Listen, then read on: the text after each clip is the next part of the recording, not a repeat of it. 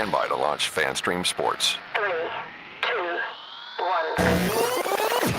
Let's start. Hello, sports fans. Welcome to FanStream Sports. Nothing but pure sports. This is the JP Show. JP, it's so good to hear you back on the air. Stand by. Now, here's JP. Oh, my. What have we done? And what the hell just happened? In the last 24 hours, we have gone from the elation of getting Liam Coen back and the continuity. The golden boy returned, or actually never left, and it's full speed ahead to the next Super Bowl.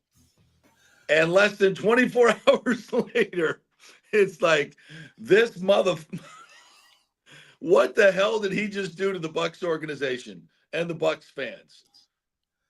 I'm watching clips from our good friends over at XL 1010 in Jacksonville, and they're partying like it's freaking like they just won the Super Bowl. Calm down. It ain't Bill Belichick. No, it's Liam freaking Slithering Coen is who it is. Who will forever go down as the best play caller and biggest freaking snake in Buccaneers history. And once again, the Bucs are jilted. The Glazers are jilted. Well, they have a way, and we'll go back through the history. They have a way of doing this. Anyway, welcome into the JP Peterson Show on this Freak Out Friday. Can we call it that? It's not a football Friday. It's a Freak Out Friday. And the day before Gasparilla, for God's sakes. Like where I sit right here in South Tampa will be overrun by a bunch of drunken pirates tomorrow. And that's the most appropriate thing ever for this situation. Someone should go get Liam Coen and we could drag him behind a float down Bayshore. The Bucs always have a float in Gasparilla, so someone should get an effigy of Liam Coen and just drag him behind the float tomorrow. I think that's the best idea ever. Burn him in effigy. Get some cheers, or maybe we'll just we'll have him walking the plank. Like I think their float is a boat. Yeah. So we'll just have an effigy of Liam Coen walking the plank. That would bring the house down. How great would that be? I'll make sure I get that to the Bucs before tomorrow's Gasparilla parade. Definitely. Anyway, welcome into the show. We're going to break down the chronology of what happened yesterday. I've been talking to a lot of different folks to get different aspects of what happened, where the Bucs go now. Did the Bucs screw up in this whole situation? I'll be honest with you. It's been going around in my head, looking at Twitter, trying to feel my way through this. Is this the best thing that could have happened to Bucs? Did we kind of exorcise a demon here that we didn't know was lurking? You know, I sat here and talked about this for weeks, that I think they should have fired Todd Bowles and hired Liam Coen as the head coach. And there's a part of me that said last night, and I even put it on Twitter, the Bucs screwed up. The Bucs screwed up. They thought that they could keep Liam Coen. And they thought that they could throw enough money at him that they could keep him. And they didn't. And my opinion on the football side of this from yesterday does not change. Liam Coen is a tremendous play caller. I don't know how he would have been as a head coach, but after this, I have my doubts, because integrity and being authentic is of the utmost importance in being a head coach. Now, there have been no signs from Liam Coen, at least in terms of his time with the Buccaneers, that he was not authentic, that he was not trustworthy. Everybody lauds him. Everybody loves him universally, or did. Let's just use past tense there. Mm-hmm. Did. I mean, think of all the things we said yesterday that were absolutely true, mostly about his acumen and his play calling ability and the dramatic change that the Buccaneers have had offensively under his tutelage. It's without question. And that does not change. But the way he went about things certainly gives you pause. Certainly gives you pause. And so that's what we got to weigh this morning. What the hell happened? Where do the Bucs go from here? And what do we learn from this? And have the Glazers learned how not to get jilted? Like, Parcells did it to him in 2002. You know what, though? It worked out. You know, as bad as we all were feeling when Parcells let the Glazers at the altar for the second time in 2002, we ended up with John Gruden, who won a Super Bowl. So as dark as it seems right now, folks, all is not lost, and we'll get to that and tell you why. But first, let's start with the chronology of events as best we can understand them. And still, there are facts out there that are in dispute that I think are very important. So as of Tuesday, Liam Coen did a Zoom interview with the Jaguars, and obviously he knocked them dead, as we thought he would. And they were interested in bringing him up for a in-person interview. At that point, the Buccaneers moved and offered him the richest assistant coaching coordinator contract in the history of the NFL. There's not much more. Well, there is. There's one more thing you can do besides that. But that's about as good as you can get as far as trying to keep a guy. And at that point, Trent Baalke was still the general manager of the Jacksonville Jaguars, which was clearly a deal breaker for Liam Coen and just about everybody else that was going to take that job. How Shad Khan didn't know that going into the process is a mystery to me. But clearly he did not. But he did. He found out. I think he did know that because he made a statement a few weeks ago that if Trent Baalke is going to be a hurdle that they have to overcome to hire the coach they want, he'll get rid of him. I mean, he said that. So he said that with Trent Baalke sitting right next to him, by the way. Yeah. He knew. Interesting. Yeah. So I as we go through that part, so then what does Shad Khan do? He finally figures it out and fires Trent Baalke. So at that point, he comes back to Liam Coen and says, okay, how about now? And Liam Coen had already at that point said, yes to the Buccaneers and that contract, but he had not signed his contract, which is really kind of irrelevant because even if he did, if he was offered a head coaching job, which we talked about at the Raiders, despite Tech now being there and Tom Brady coveting Liam Coen, which, by the way, I think plays into this. I think Shad Khan got a sniff that if you don't hire him, the Raiders just might. Yeah. And I think that's real. I think that's 100% real. So I think, and that's why Shad Khan said, F it. You need $13 million a year, Ben Johnson money, I'll pay you. So at that point, Liam Cohen's like, what? Because the whole reason I think Liam Coen said, you know what, I'm not going to take the Jags job, it was because I want Ben Johnson money. I'm going to do that. We talked about this yesterday. I'm going to follow Ben Johnson's template and come back one more year for the Bucs, knock it out of the park again. You got the same personnel. You'll be better in year two. Just, it's a really good chance of that. Now, of course, Baker could break his ankle, and then all bets are off. The Bucs lose 10 games, and the shine is suddenly off you, like it is Bobby Slowick and everybody else that has a 1 year of everything going right. And that's what this league is about, man. You need things to go right. You lose one guy, two guys. It doesn't matter how good your play calls are. So Liam understands you got to strike while the iron is hot. So now he comes back, and the Jags are like, okay, because his thought was, I'll come back to the Bucs and then go get Ben Johnson money next year. Well, guess what? Ben Johnson money's there now.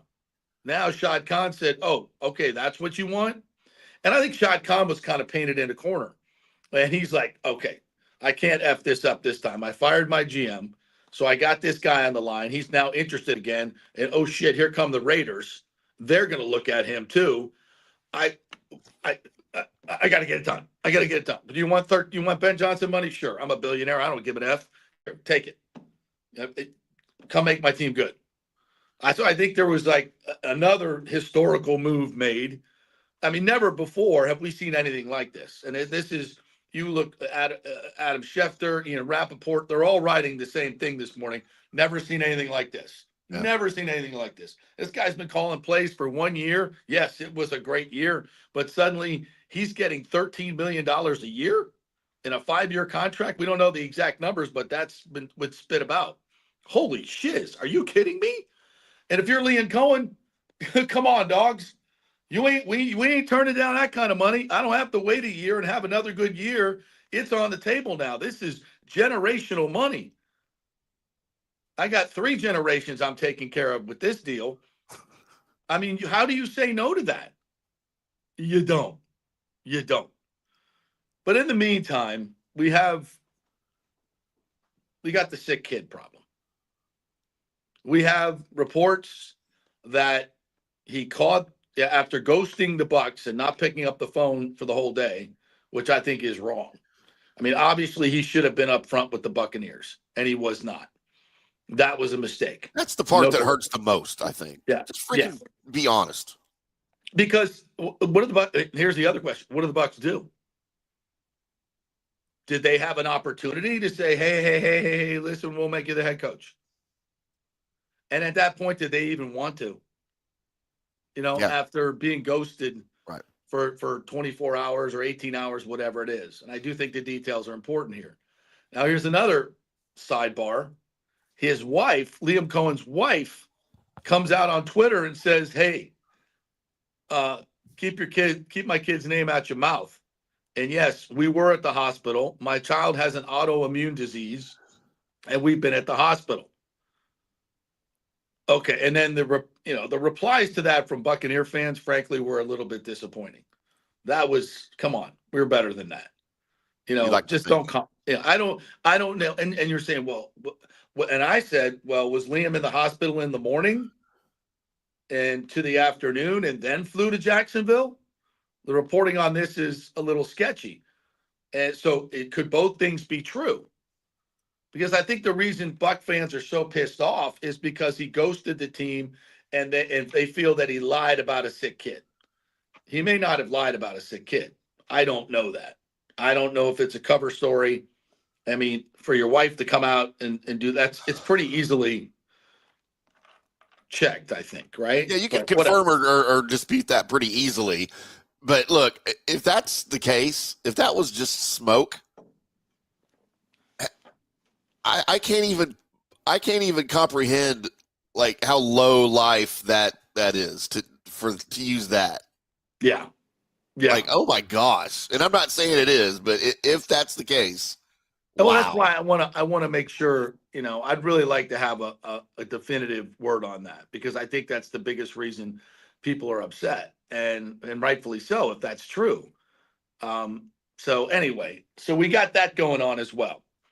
So now he goes to Jacksonville. That's obviously at some point he went to Jacksonville yesterday, and they hammered out the agreement at about 1:00 in the morning.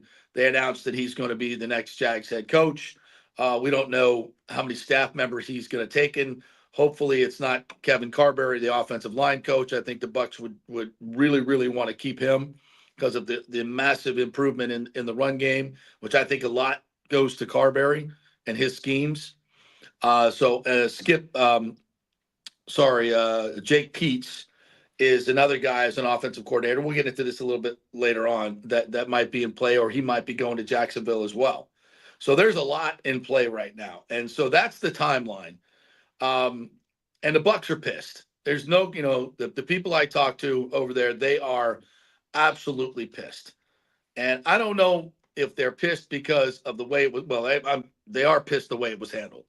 I mean, that's just completely unprofessional. You listen, you could have called them back and said, look, yeah, I know I agreed to this, but now there have been developments. They fired the GM. And I want to look at this head coaching situation. I don't think any of us are going to hate the guy because he went and took a historical deal for a first-time head coach in Jacksonville. I don't think anybody's going to, get pissed off about that, but it's the way he went about it.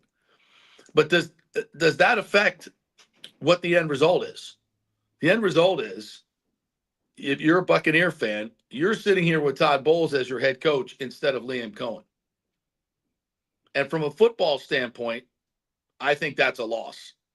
I think that's a loss. As much as I'd like to sit here and say, that dude's a snake, I would never have him as a head coach because of what he did. And again, those facts are a little bit in dispute.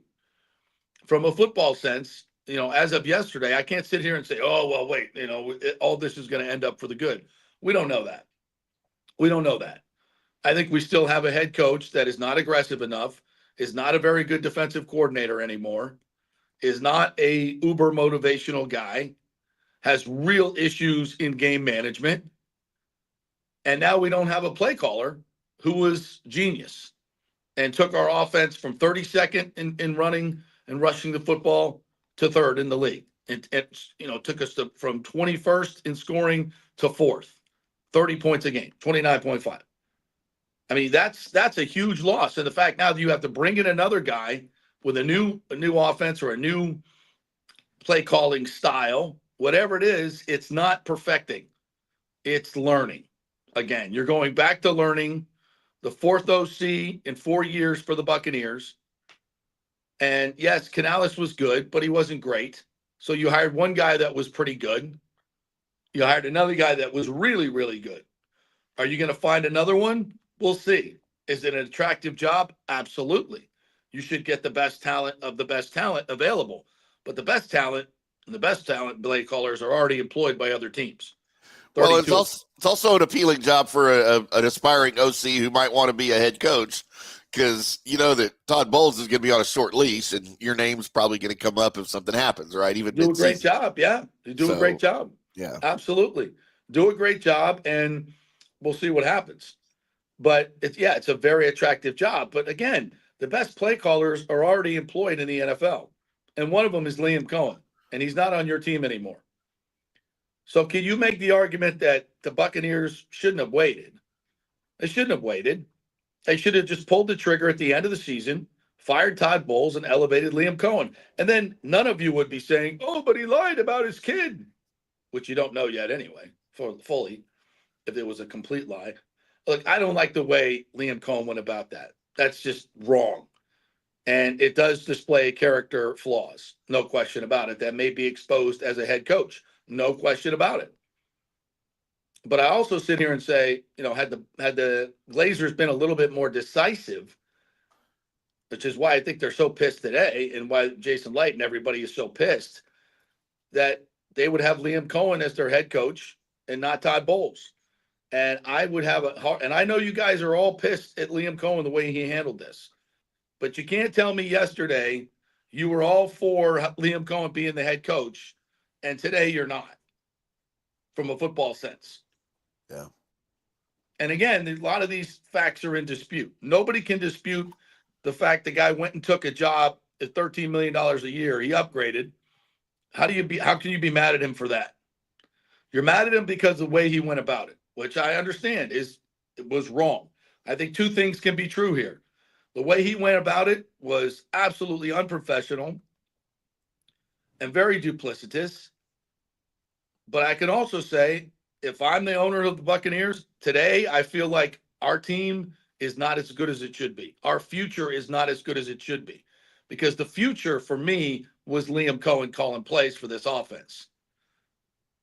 That, to me, yes, Todd Bowles gets his flowers for what he's done. The 3 division titles, albeit as mediocre as this division has been, it's all in context.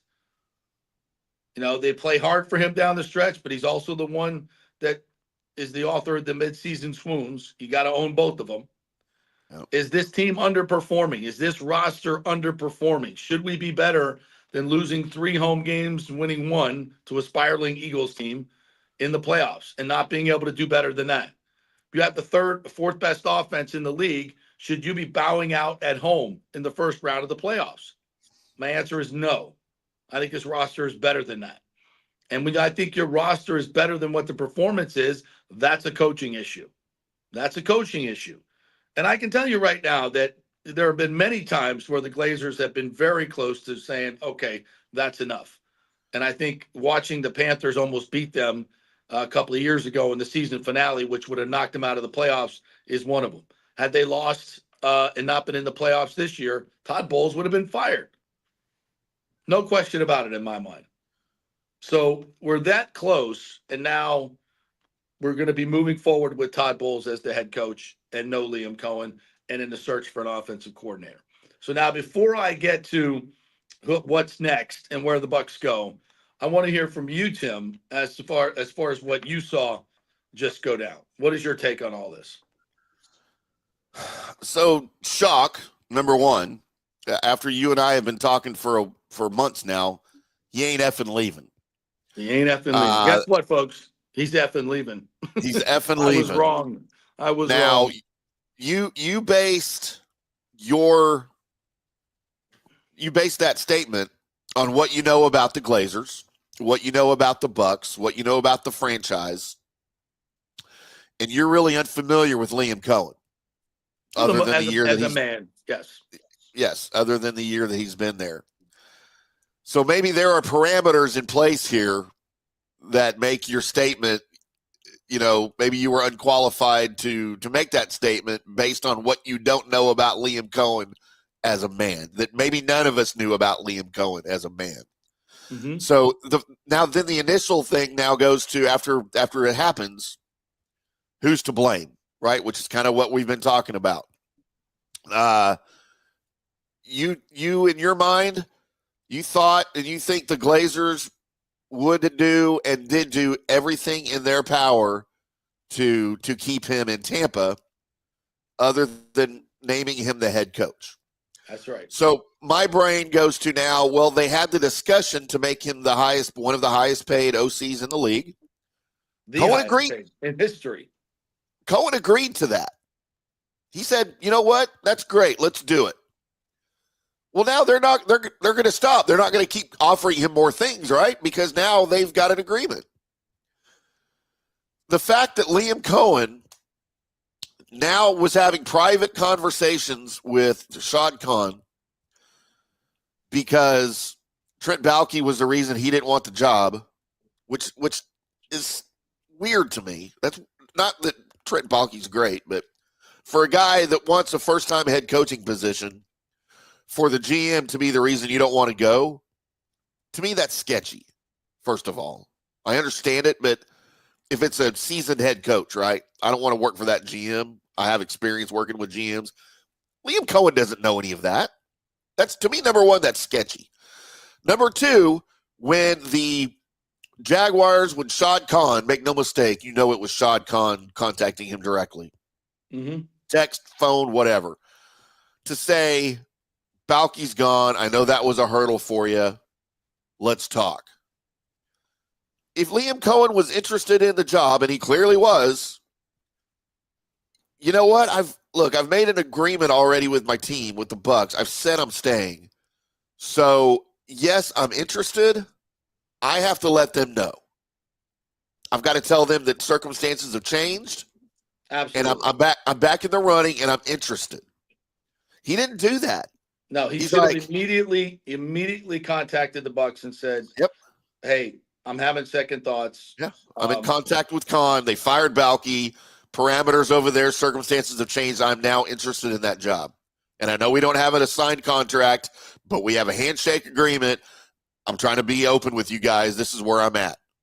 And I'm going to meet him tonight." Can I throw this in there? What if when the Bucs talked to Liam Coen and offered him the $4.5 million, the highest paid, what if he said there, okay, but I'm really interested in becoming the head coach this year in Tampa, and they said, no, we're not going to do that. But you're the guy, handshake, wink, wink. You're the next guy if something happens with Todd. And maybe he said to himself,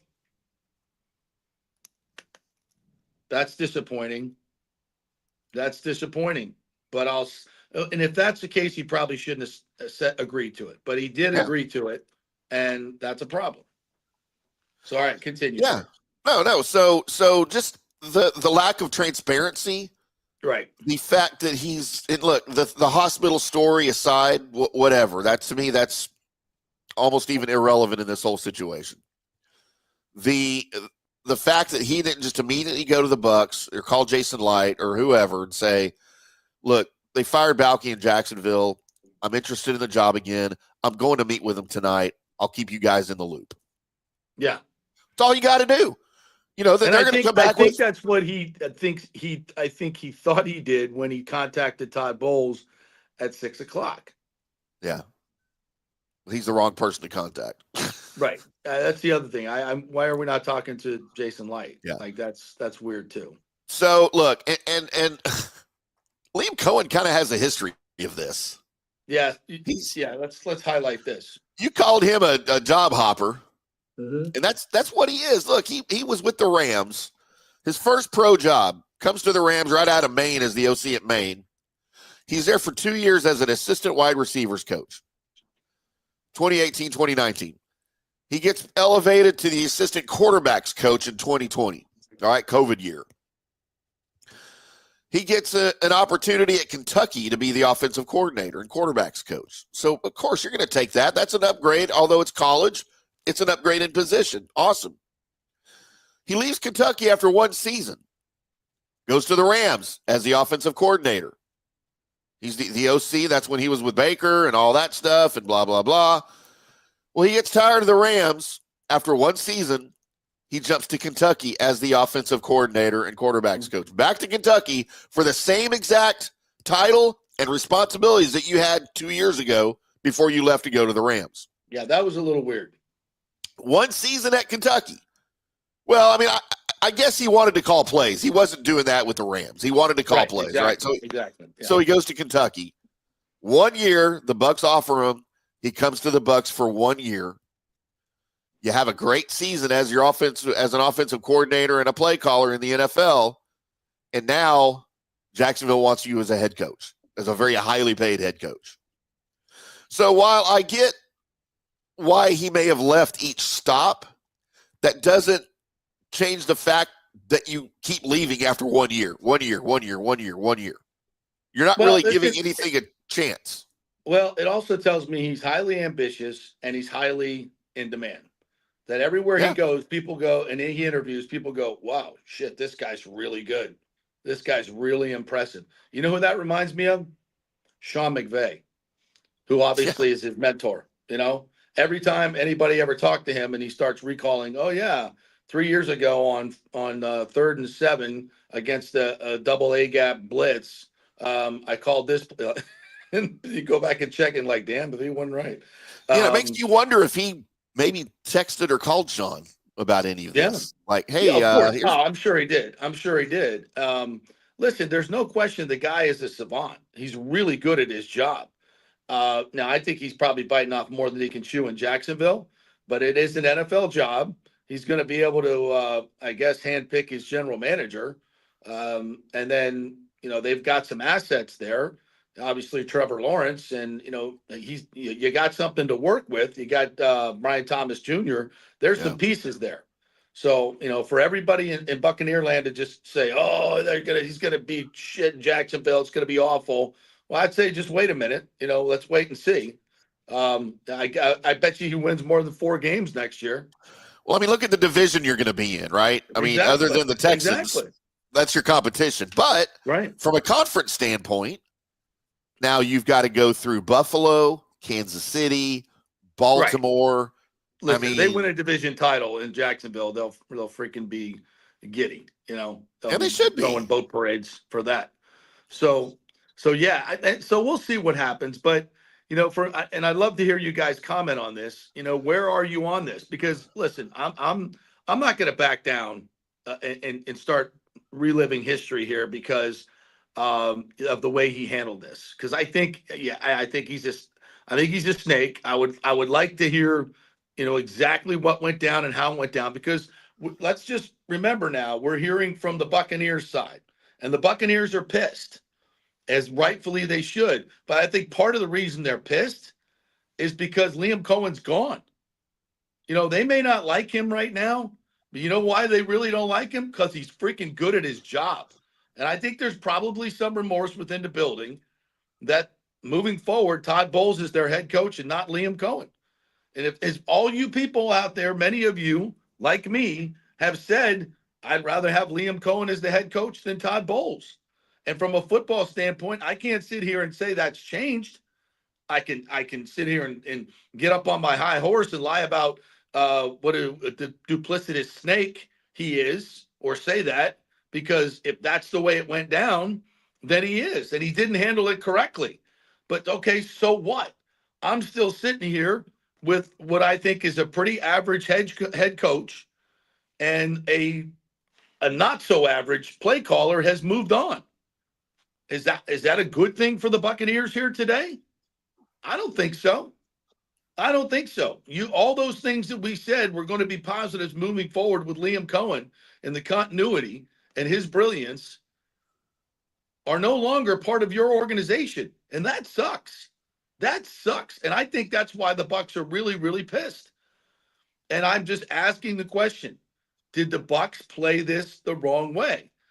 Should they have fired Todd Bowles at the end of the season like they did to Tony Dungy and elevate Liam Coen? Because clearly, and how does this work into it? And I don't know this for a fact, but I think John Spytek was going to come after Liam Coen. Why would he not? The Raiders don't have a head coach. They don't have a quarterback. This is a guy that reclaimed Baker Mayfield or helped to. Who's to say the Raiders' plan wasn't to go get Sam Darnold or Mitch Trubisky or somebody else and say, hey, Liam Coen, fix him, because we're not going to be able to get a quarterback in the draft. That's our plan. Who better to do that than Liam Coen?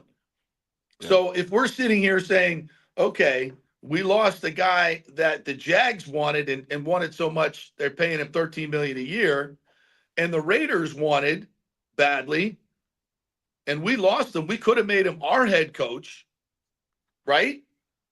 Did the Bucs screw this up? I think there's an argument to be made that they weren't aggressive enough. They thought they could keep Liam Coen as not a head coach. They didn't think he was going to get an offer. I've been saying it since day one. He's going to get an offer. He's going to get an offer from somebody else as a head coach. What are you going to do? Well, we're going to make him the highest paid assistant coach. Well, guess what? 4.5 don't equal 13. And that's the head coaching money. Yeah, and the title. So if you thought you were going to be able to keep Liam Coen and just pay him a lot of money, you were wrong. And I hate to say that to Jason Light and the Bucs, Glazers, but that's the facts. They gambled that they could keep Liam Coen as an offensive coordinator without offering him the head coaching job. And they lost. And that's, that pains me to say it. And it's not politically correct for me to say it. I get it. And the Bucs are probably mad for me saying it. Because the reason you guys are all pissed is because of the way he went about it. If he went about it the right way and he was sitting here as the head coach of the Jacksonville Jaguars right now, what would you be saying? You'd be saying, we screwed up. The Bucs screwed up. We got Todd Bowles instead of Liam Coen as our head coach moving forward. Codicil to that is. By the way, the Bucs and Jaguars do not play each other next year. How great would that have been? They do the following season. And they probably will in the preseason. They probably will in the preseason because they always do. Yeah. And last year they had joint workouts, and maybe they'll do that again. I don't know. There's going to be a lot of bad blood. But that being said, again, from a football standpoint, did the Bucs screw up? You guys put in the comments your take on this. And there's obviously, and this is where the details matter about the ghosting and the kid and all that. Because if that all that is correct, then you ask yourself, do we really want that kind of person as our head coach? Because as we've always said, if you're not authentic, if you're a double dealer, if you're not honest with players, they see right through you. They see right through you. I've seen coaches like that, and it doesn't work.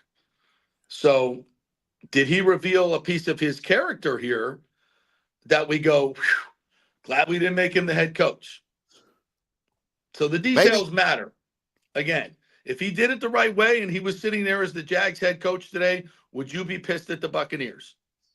I think a lot of these fans that we've been talking to that wanted Todd Bowles fired, you got to stick with that. So we're going to take a break, and then we get to all the comments. I know we got a lot of great comments, and thank you guys for jumping in. So we're going to get to the comments, and then I want to talk about what is the next move for the Buccaneers. How do they get out of this hole? There's a lot going on with their defensive staff. The Buccaneers front office and coaching staff is under assault. And what are the Glazers and Jason Light going to do about it? This is a critical time in the juncture of this professional franchise, and it's crazy. All right, we're brought to you by the Jeeves Law Group, JEEVESLawgroup.com. We are here in our Jeeves Law Group studio here in beautiful South Tampa, which will be overrun by pirates here any moment. If you have any legal issues whatsoever, it's the Jeeves Law Group. Just contact them through the website, JEEVESLawgroup.com, and they will give you a free case consultation and evaluation. That's Jeeves Law Group. Not attorney spokesman, offices Tampa, St. Pete. Back in 3 with your comments. Ciao, Paolo Tini here, owner of Caffè Paradiso, voted number 3 People's Choice Award on Open Table. I want to thank all our loyal family of customers that have been enjoying our great traditional Italian dishes we make from scratch every day. It's a great family story we're proud of. Our family moved from Rimini, Italy in 1984. My dad, Caesar, started Donatello, and that's where I got the start in the restaurant business. I started Caffè Paradiso on South McDill in 1995, and we've been there ever since. From our traditional ossobuco, a veal slow roast for 4 hours, to our daily fresh catch, the Gruppo Paradiso, with a piccata sauce and lobster claw meat, homemade pasta like lasagna, farfalle salchicha, which is a bow tie pasta homemade with fresh sausage. Hold on a minute, JP's favorite. I love it. So come and have a glass of wine with me on South McDill. Get a reservation on Open Table and see all our 5-star reviews. Ciao, see you soon at Paradiso. So many of our Tampa Bay neighbors are finding out the hard way from Hurricane Helene that homeowners insurance does not cover flood damage. You must have flood insurance. It's a separate policy. Immediately call Italiano Insurance at 813-877-7799, and they will shop around to find the best policy before rates go up. Lock it in.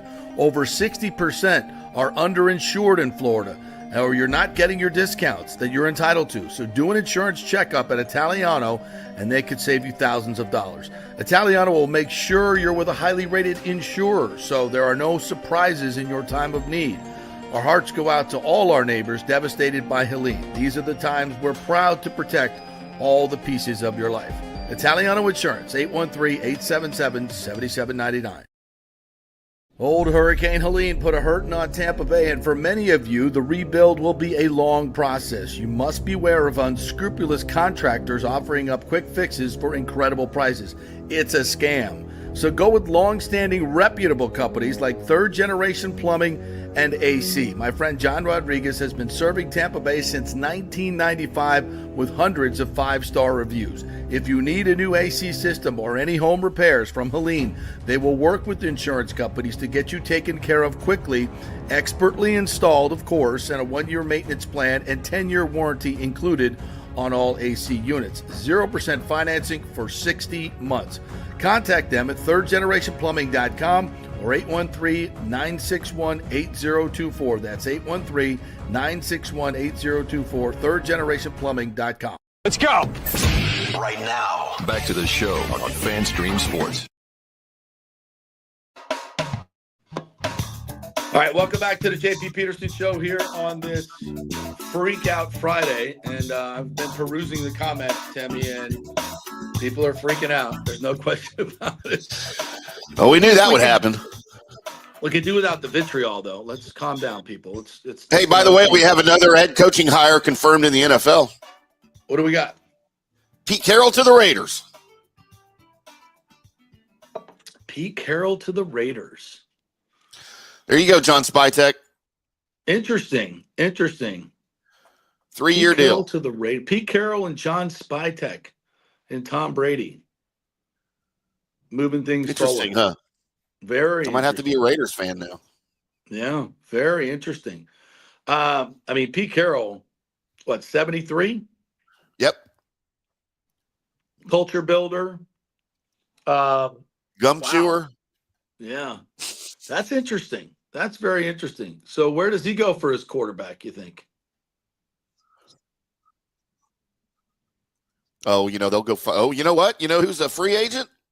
Who? I think. Isn't Geno Stone a free or Geno Smith a free? Geno Stone. Ooh. Geno Smith a free agent? He might be. Pete Carroll got him started back to respectability. Coach Dave Canales was part of that. Yep. Interesting to me. All right. Yep. You want to pop up I mean, the just a questions? thought off the top of my head. You never know. You want to pop up the comments? Yes, sir. As we get to it. By the way, we're brought to you by 130. Italiano Insurance. Get your insurance checkup. This for 2025. Make sure you are fully insured. There's a lot of people that went through the hurricane and found out, oh wow, I only had $250,000 worth of coverage on my home, and that's now worth $500,000. Yikes! Yeah, don't let that happen. That's why being with Italiano, they get you with a good company and they make sure you're fully insured. So in case something happens, because a lot of times these companies will just want to get your low rate, get you the money, but you're not fully insured. So you go with them.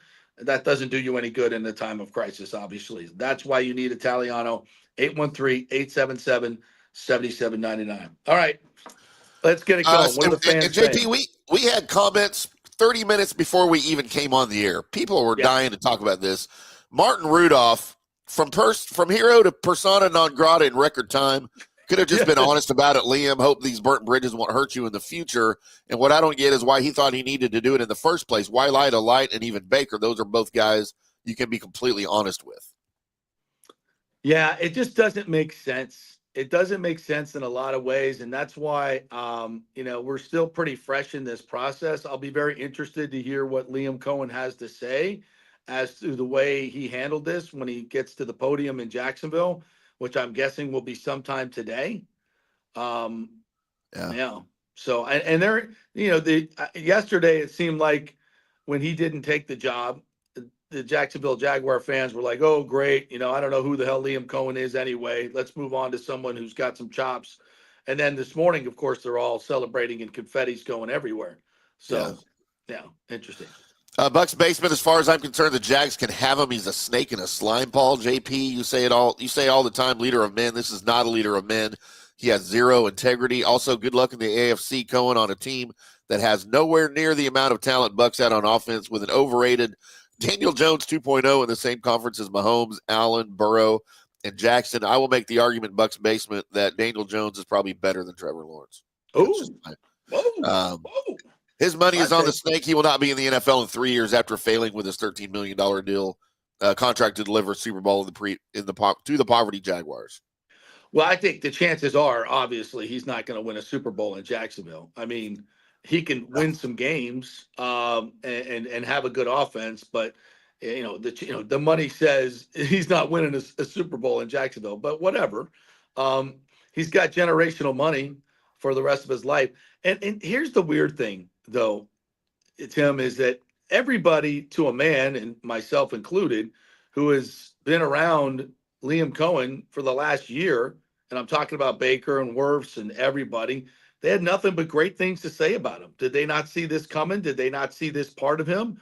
Or is there, some more details in the works that would maybe not make him look as bad?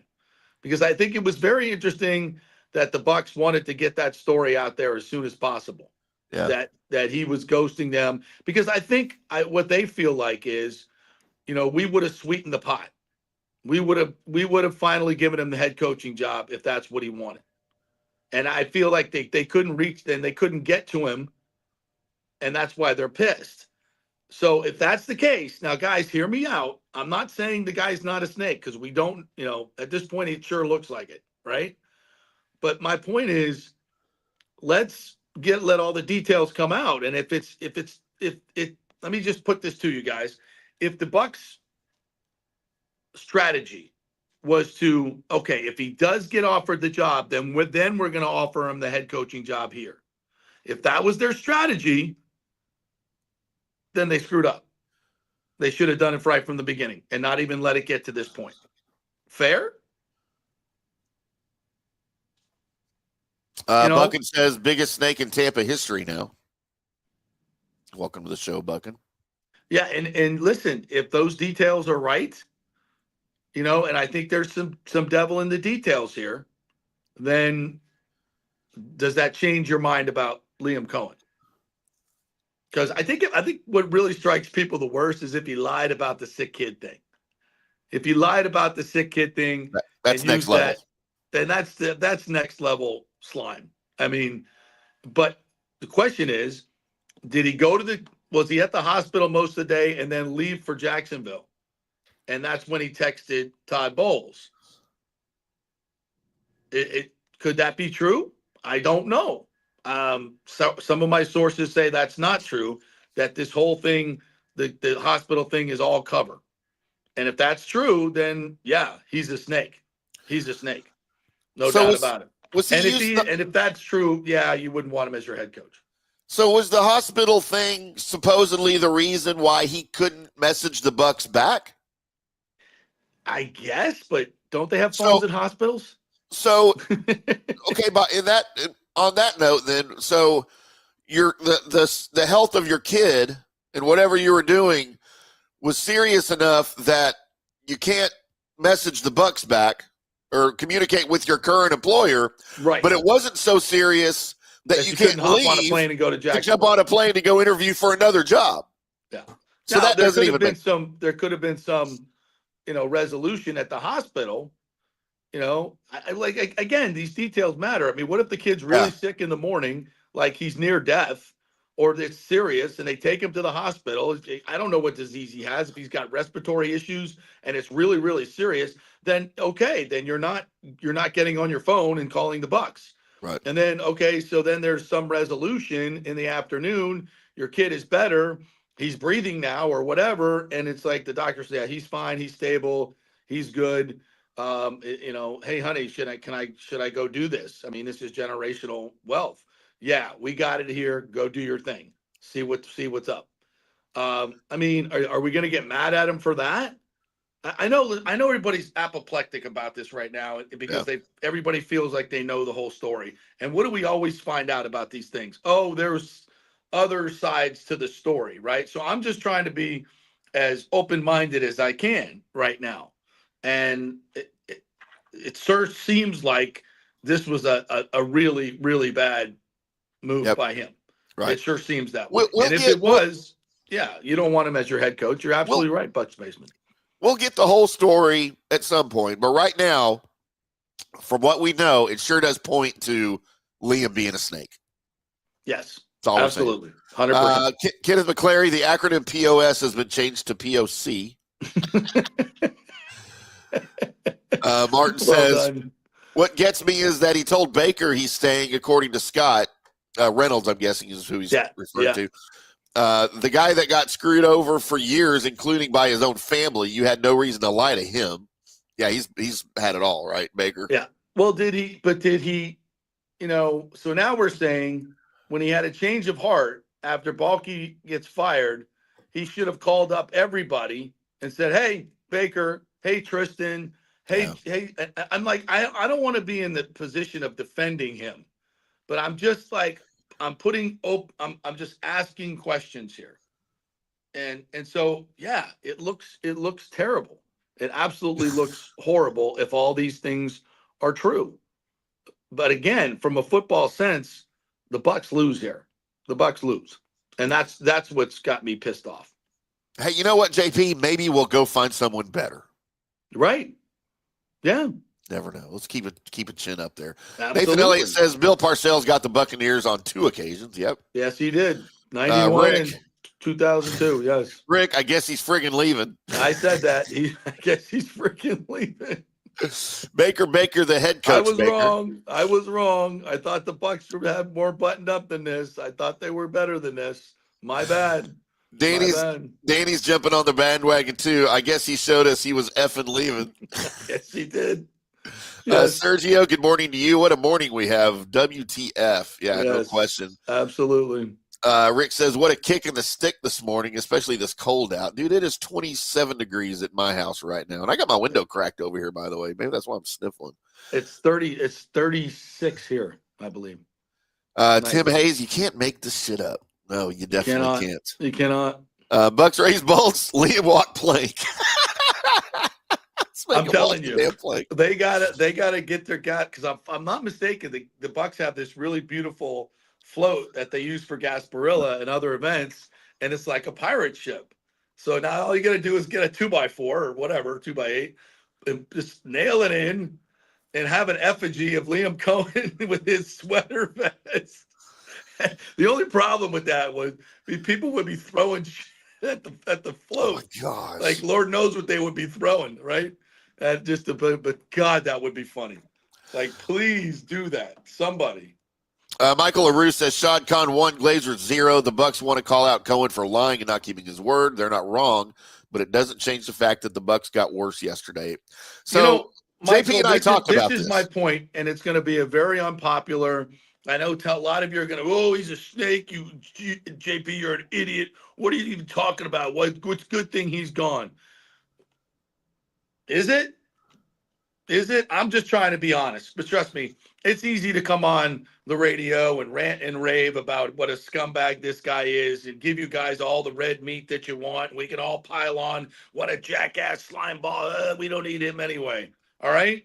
And that's easy. That's an easy narrative to do. It's, trust me, I'm guessing that's what's all over radio because it's easy. It feeds you guys and you love it and everybody piles on.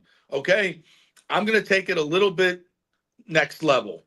All right. We're going to take it a little bit next level and ask you guys a serious question. Did the Glazers F up here? Should they have fired Todd after the season, hired Liam Coen right away? And none of this would have happened. You wouldn't have known about any of this. None of this would be in dispute. And is that part of the reason the Bucs are so pissed off that he wouldn't call them back? Because their plan was, okay, if you get an offer, we're going to make you the head coach. And if that's the scenario, then 100% the Glazers screwed up. They tried to. It's like going on a Tinder date, right? Or you're double dating a couple of different chicks. It's like, you know what? If this one does, I got this one. She's good. She's getting. Everything's good. We're winning division titles. We're going out on dates. Everything's good. But I got this hot side piece over here, and in case this gets sideways, I gotta make sure I got this one on the back burner so I can I'm gonna play both sides. Oh no, honey, you're telling this one a whole different deal than you're telling that one, right? Is that what we're doing? We're dating a couple of different people here, and you think you can keep the one on the back burner? Well, guess what? The one on the back burner just got hooked up with a hot billionaire herself, and she gone. You always wanted that one, didn't you? You were just sticking with this one just in case you didn't quite, but you always had that one on the back burner. But guess what? She wasn't going to stay on the back burner forever. And you screwed up. Is that a scenario? I don't know. Huh. I don't know. All I can say is right now, who's got the better situation? The Bucs do. They have a better roster. And they can recover from this, and we'll get into that after comments. Yeah. But as I sit here today, I ask you, would you rather have Todd Bowles as your head coach or Liam Coen? And I know many of you are like, we don't want that snake as our head coach. But what about yesterday?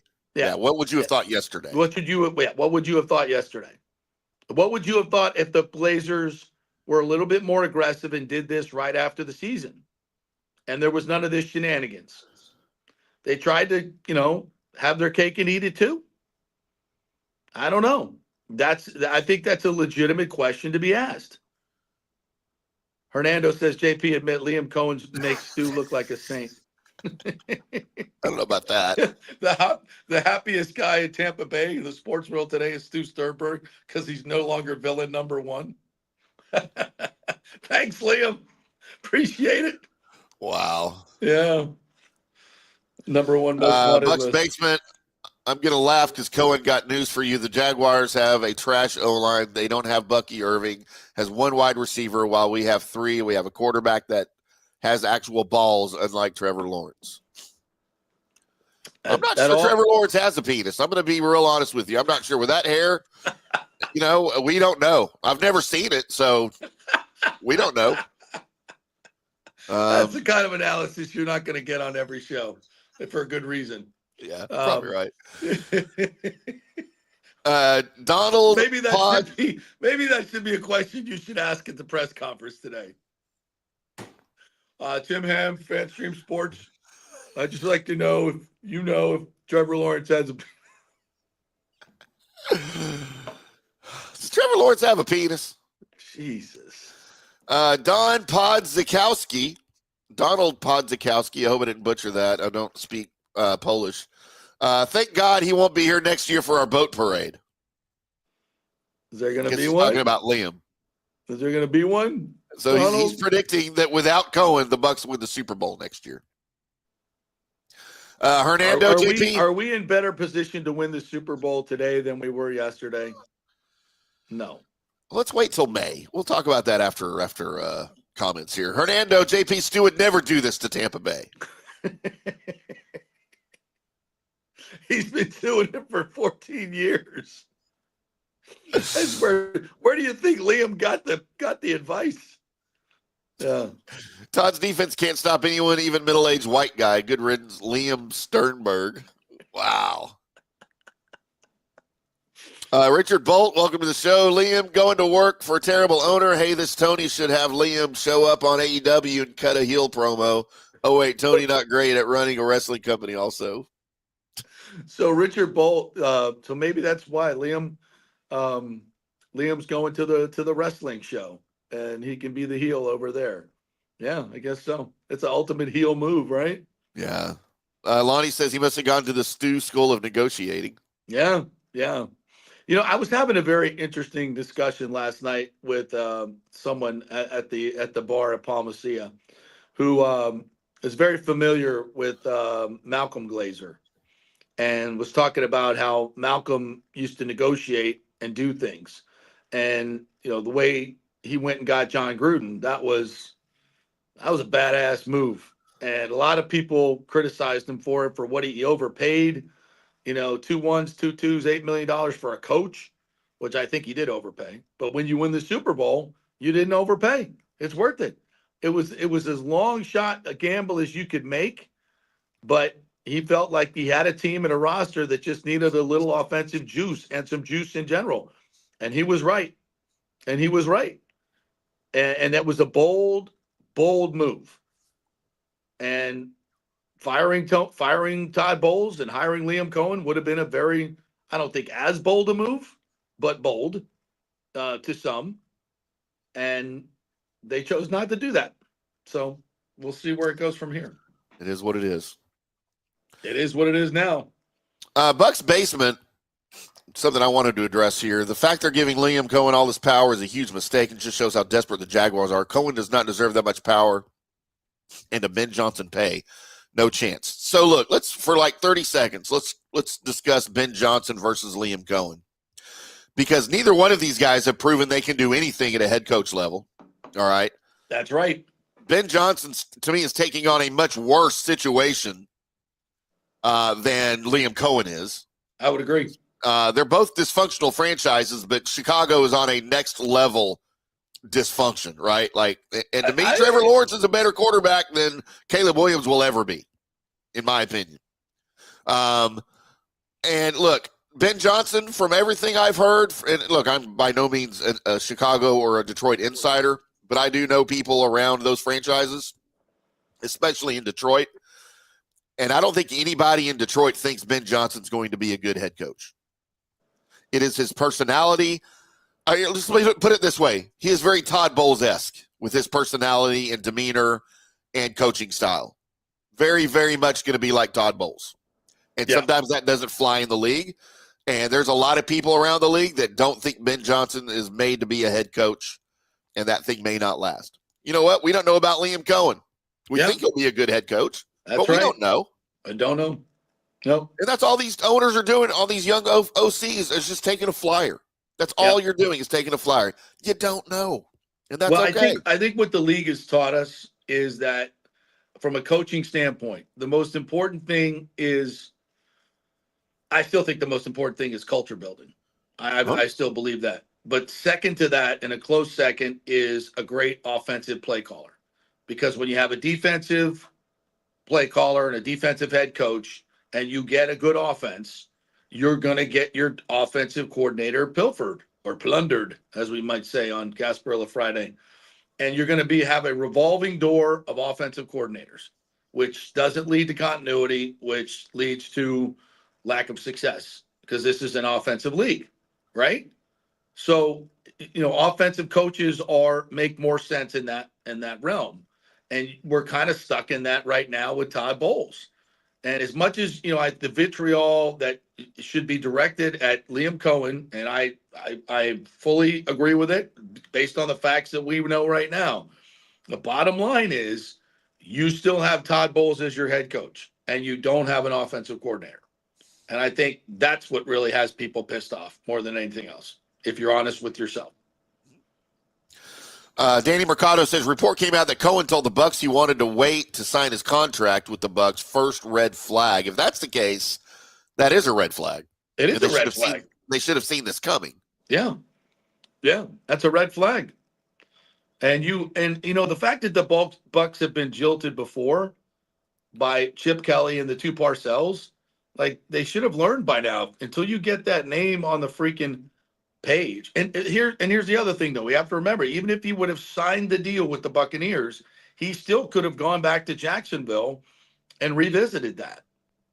Again, I don't think anybody has a problem with him even going back and revisiting with Jacksonville once Trent Baalke was fired. If you have a problem with that, then I think you're wrong.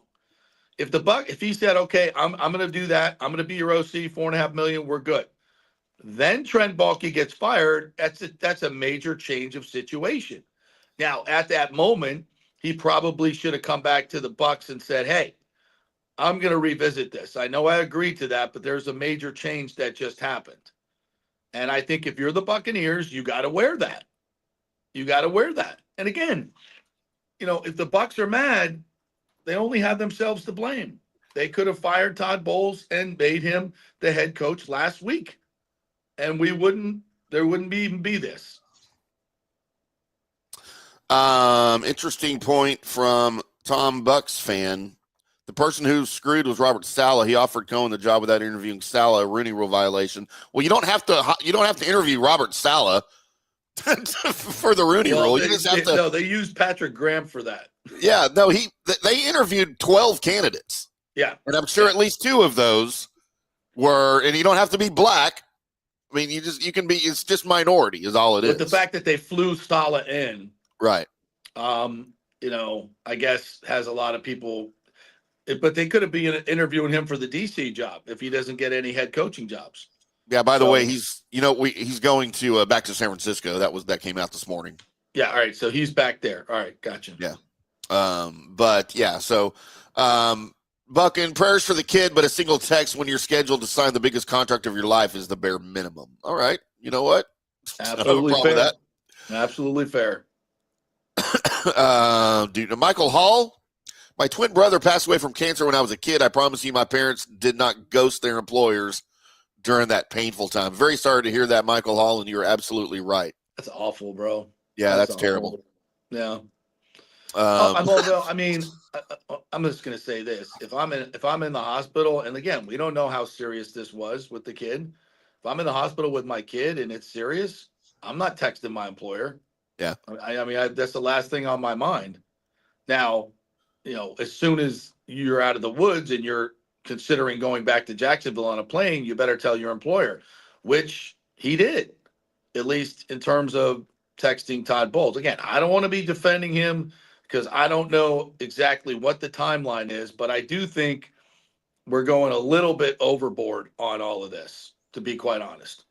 I think we need to let the dust settle and see how this all went down, because that's why everybody's pissed. Everybody's pissed is because he lied about going back to Jacksonville and may have used a sick kid as a cover. Cover. That's just awful. Which is just awful. If that's the case. His wife is on Twitter saying that's not the case. So, who do we believe here? And could both things be true? Well, but look, if you would have just communicated, none of this would be a point. None of this would matter.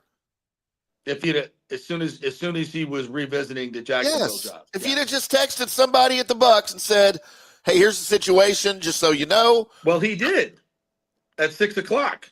Right. So you're saying it should have been much earlier than that? Yes. Well, maybe don't ghost your employer. By the way, Hernando says, I ghosted my boss at Subway once and nobody seemed to care. I get it. I get it. JP, let's take another break since it's after the hour, and then we'll come back and talk about, you've got a list of possible replacements for Liam Coen on the other side. Yes, we do. We'll get to more of your comments. Thank you guys for jumping in. We really appreciate that. We can't do it without you. So thank you. We'll get to more of your comments here in just a second. We are brought to you by the great folks at the Gold and Diamond Source. It is January 2025, and 2025 is a great round number, right? It's a good time to get engaged to 2025, right?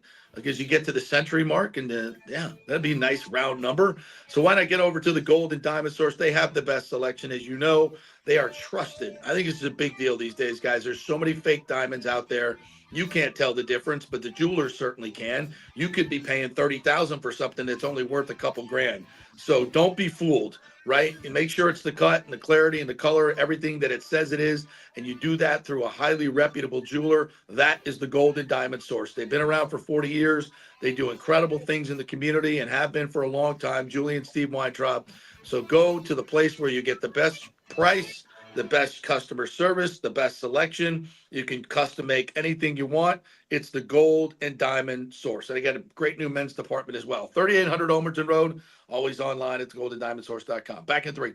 Hey, JP here for my concierge medical professional, Chris Lugo, PA. You've heard him on the show for a couple of years where he shares invaluable medical, nutritional, and supplement advice. With Chris, it's like having a medical provider as your best friend. What I love about this concierge service is the convenience and support he offers. I can text or call him 24/7 with any questions or concerns, and he'll promptly call in a prescription if needed. No office visits or copays required.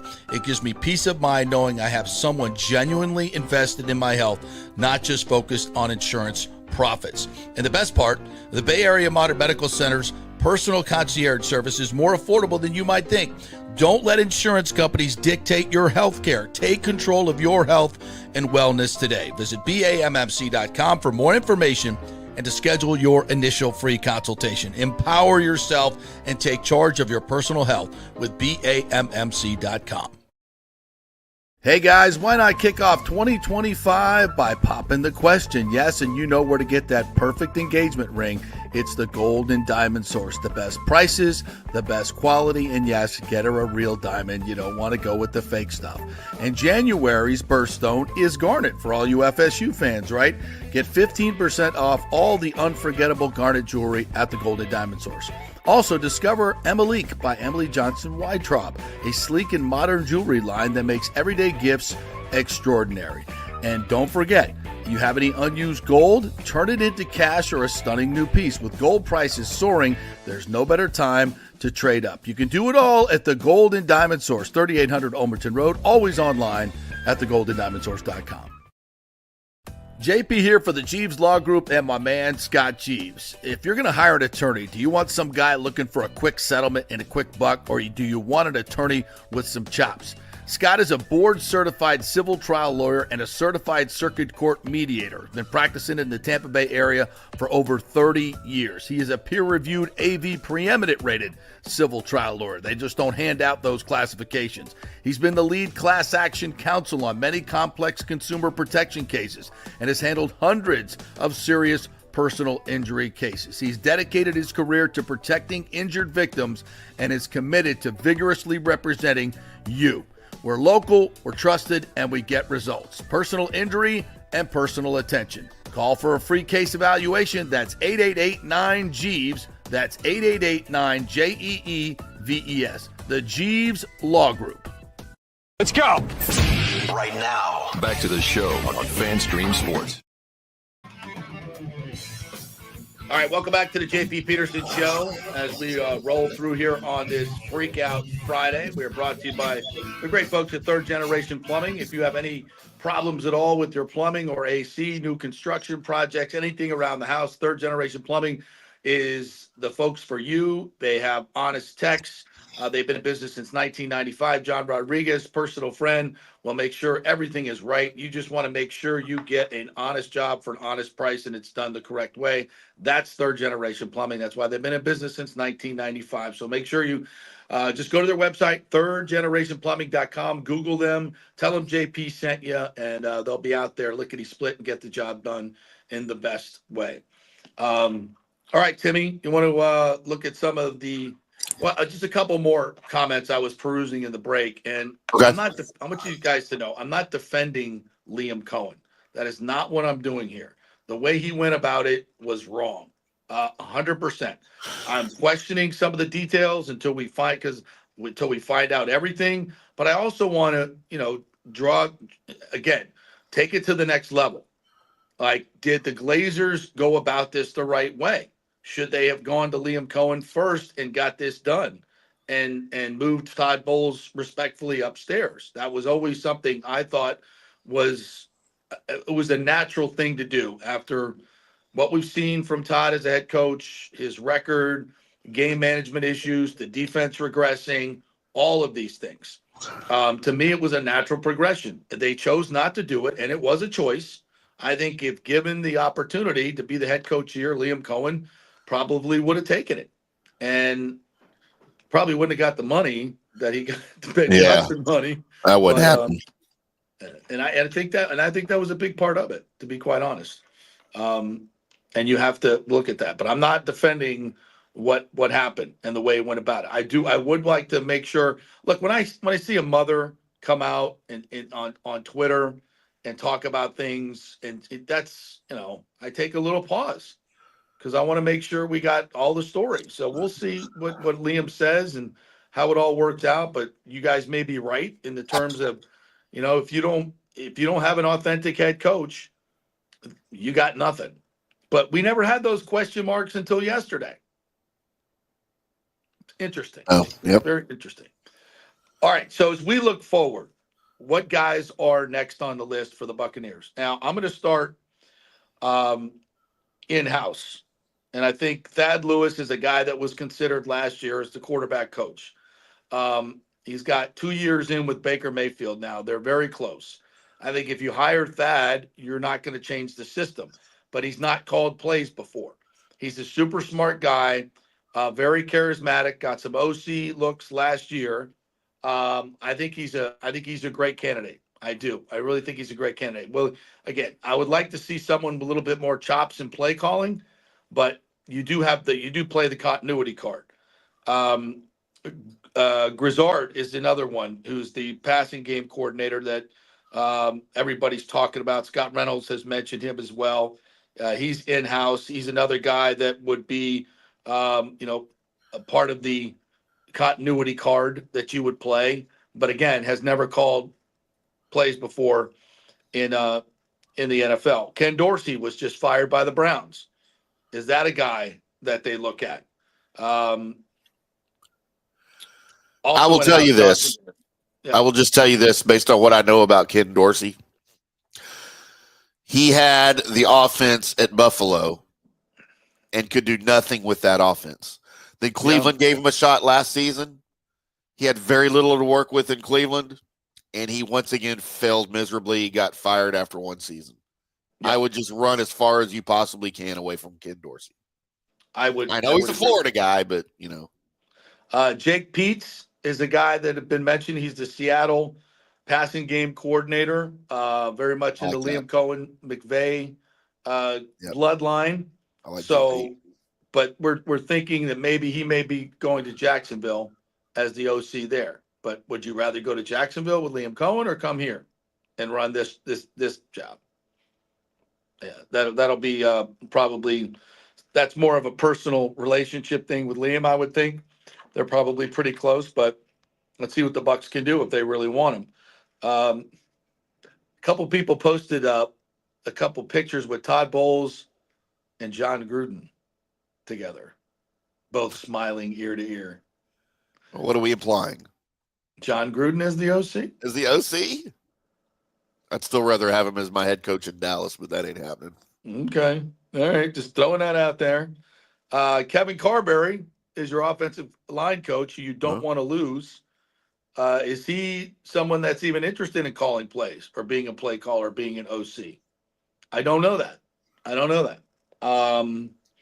And I don't think he has any experience doing so. Clint Kubiak was with the Saints last year. Obviously, his dad, very famous, has had some success in the league, been a play caller, I believe. I like Clint Kubiak. That's another up-and-coming name for me. I would be on board with that. Yeah. And yes, you can only take one assistant. But would that be Carberry? That's the one we don't Yeah, want to yeah. lose. There's an assistant that was, I think it was Pewter Report that reported assistant O line coach Brian Pacucci, if I'm saying that right, would be the pick for Liam Coen. I'd rather, him take him than Carberry for sure. So now also, so that all those names go into the hopper and they'll start interviewing them. Look, you've got a great group of players here. Baker Mayfield is a big reason why they've had so much success the last couple of years. I mean, how much have we talked about the stuff that he does off schedule? It's been fantastic, but it does a lot of stuff at the line of scrimmage this year that he was enabled to do through Liam Coen. They had a great system where he could check with me and did a lot of changing of the plays at the line, and he and Liam were obviously key in doing all that. So that should be a big part of the offense. But again, you got Baker, you got Mike Evans, Chris Godwin's probably coming back, and emerging Cade Otton is one of the best tight ends in the game. The biggest thing you have is a great offensive line that can pass block and run block. You've got Bucky Irving, you've got Rashad White. You've got a lot of good weapons on this team there, and Jalen McMillan obviously emerging late in the season. You could, probably draft another wide receiver. There's a lot to work with here. This offense is not going to go from 29 points back down to 21 like it was with Dave Canales. I don't see that happening. But I don't think it. I mean, I'm just being honest. I don't think it's going to be as good as it was this year. But depending on who the play caller is, I don't know who they're going to get. But it's going to be tough. It's going to be tough to be that good this year. Now, I don't think it'll drop off tremendously. It could get better. Who knows? It's a hit. It's a hit. You just don't know where we're at right now. And yeah, I know no one said Liam Cohen's name at this point last year. We had no idea. There's a lot of good coaches out there. I get it. But it's also sometimes lightning in a bottle. And I think there's a reason that Liam Coen, is he a job hopper? He is, but he's also wanted at a lot of different places because he interviews really well. Super smart guy. He's good at what he does. Really does. And I know you guys are still pissed off as the comments come in. Snake ass dude. Williams says Nick Caley, Sean McVay 2.0. I don't know who Nick Caley is. I have to do some research on that.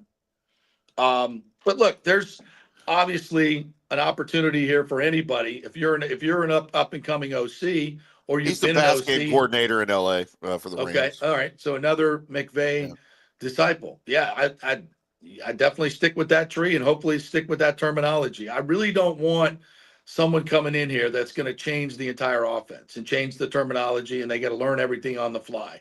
I think that's a huge part of what you're looking at in the hire for Jason Light.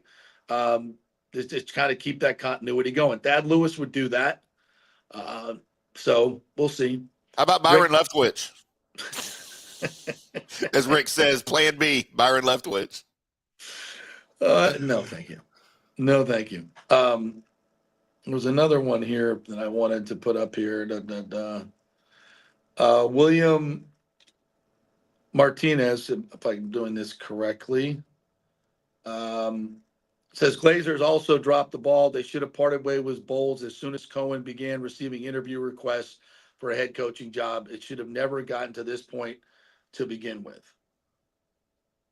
I don't think, it's kind of like what I'm saying, but is that fair? Have we seen something of revealing of the character with Liam Coen that tells us he would not be a great coach because this is the way he handled it? I don't know. Yeah, that's. Well, we're gonna see what happens in Jacksonville. We'll see what happens. It's more than likely he'll be there 2 years, 3 years tops, and then get fired and collect all his money and then go be an OC someplace else. That's probably what's going to happen. But we'll see. And does he? I think there's an in between there where they make it. He turns around the franchise. They make it to the playoffs, maybe win a game or two, and see where that goes. Florida born and raised says the Glazers did a great job. Coen and Dave didn't deserve the HC job yet. Both should have stayed 2 years or more. At least Bowles was with us for years before he got the head coaching job. Well, Bowles was also a head coach before he was here. So he had experience. But this is kind of where I am on this, and I've stated this lots of times. These young offensive coordinators, I don't think they deserve head coaching jobs after one good year. That said, is that going to be a consolation for you when you don't think they deserve a head coaching job, so you don't give them one, and then they go somewhere else and win 3 Super Bowls? Well, I didn't think he deserved it, so I wasn't going to do it. Well, clearly he was. But I'm on board with you, Florida born and raised. If it's the right guy, when they hired Sean McVay at 32 years old, everybody was like, what the F are you doing? Yeah. For the most part. Like, this guy's way too young. He doesn't deserve it. 3 years later, he's winning a Super Bowl. Kevin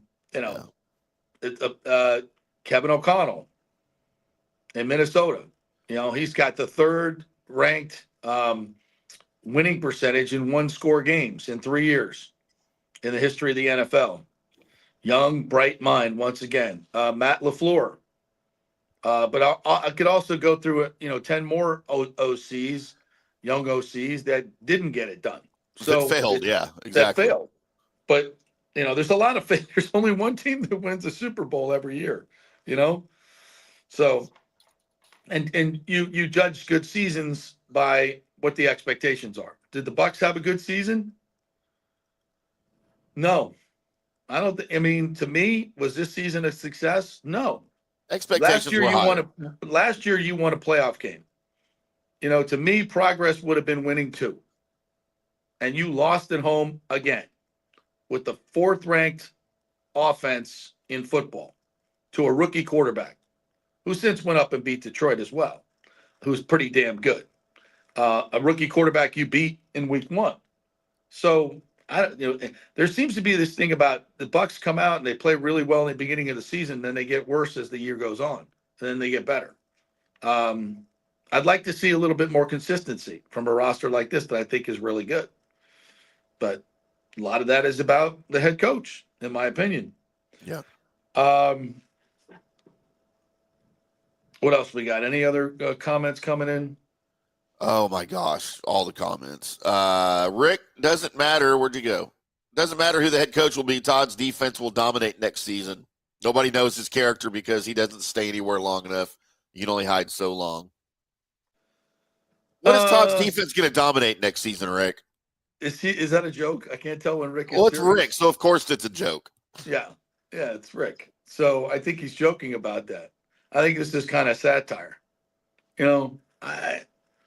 Again, as of yesterday, would you have taken, if we did a poll of Bucs fans, who would you rather have as the head coach?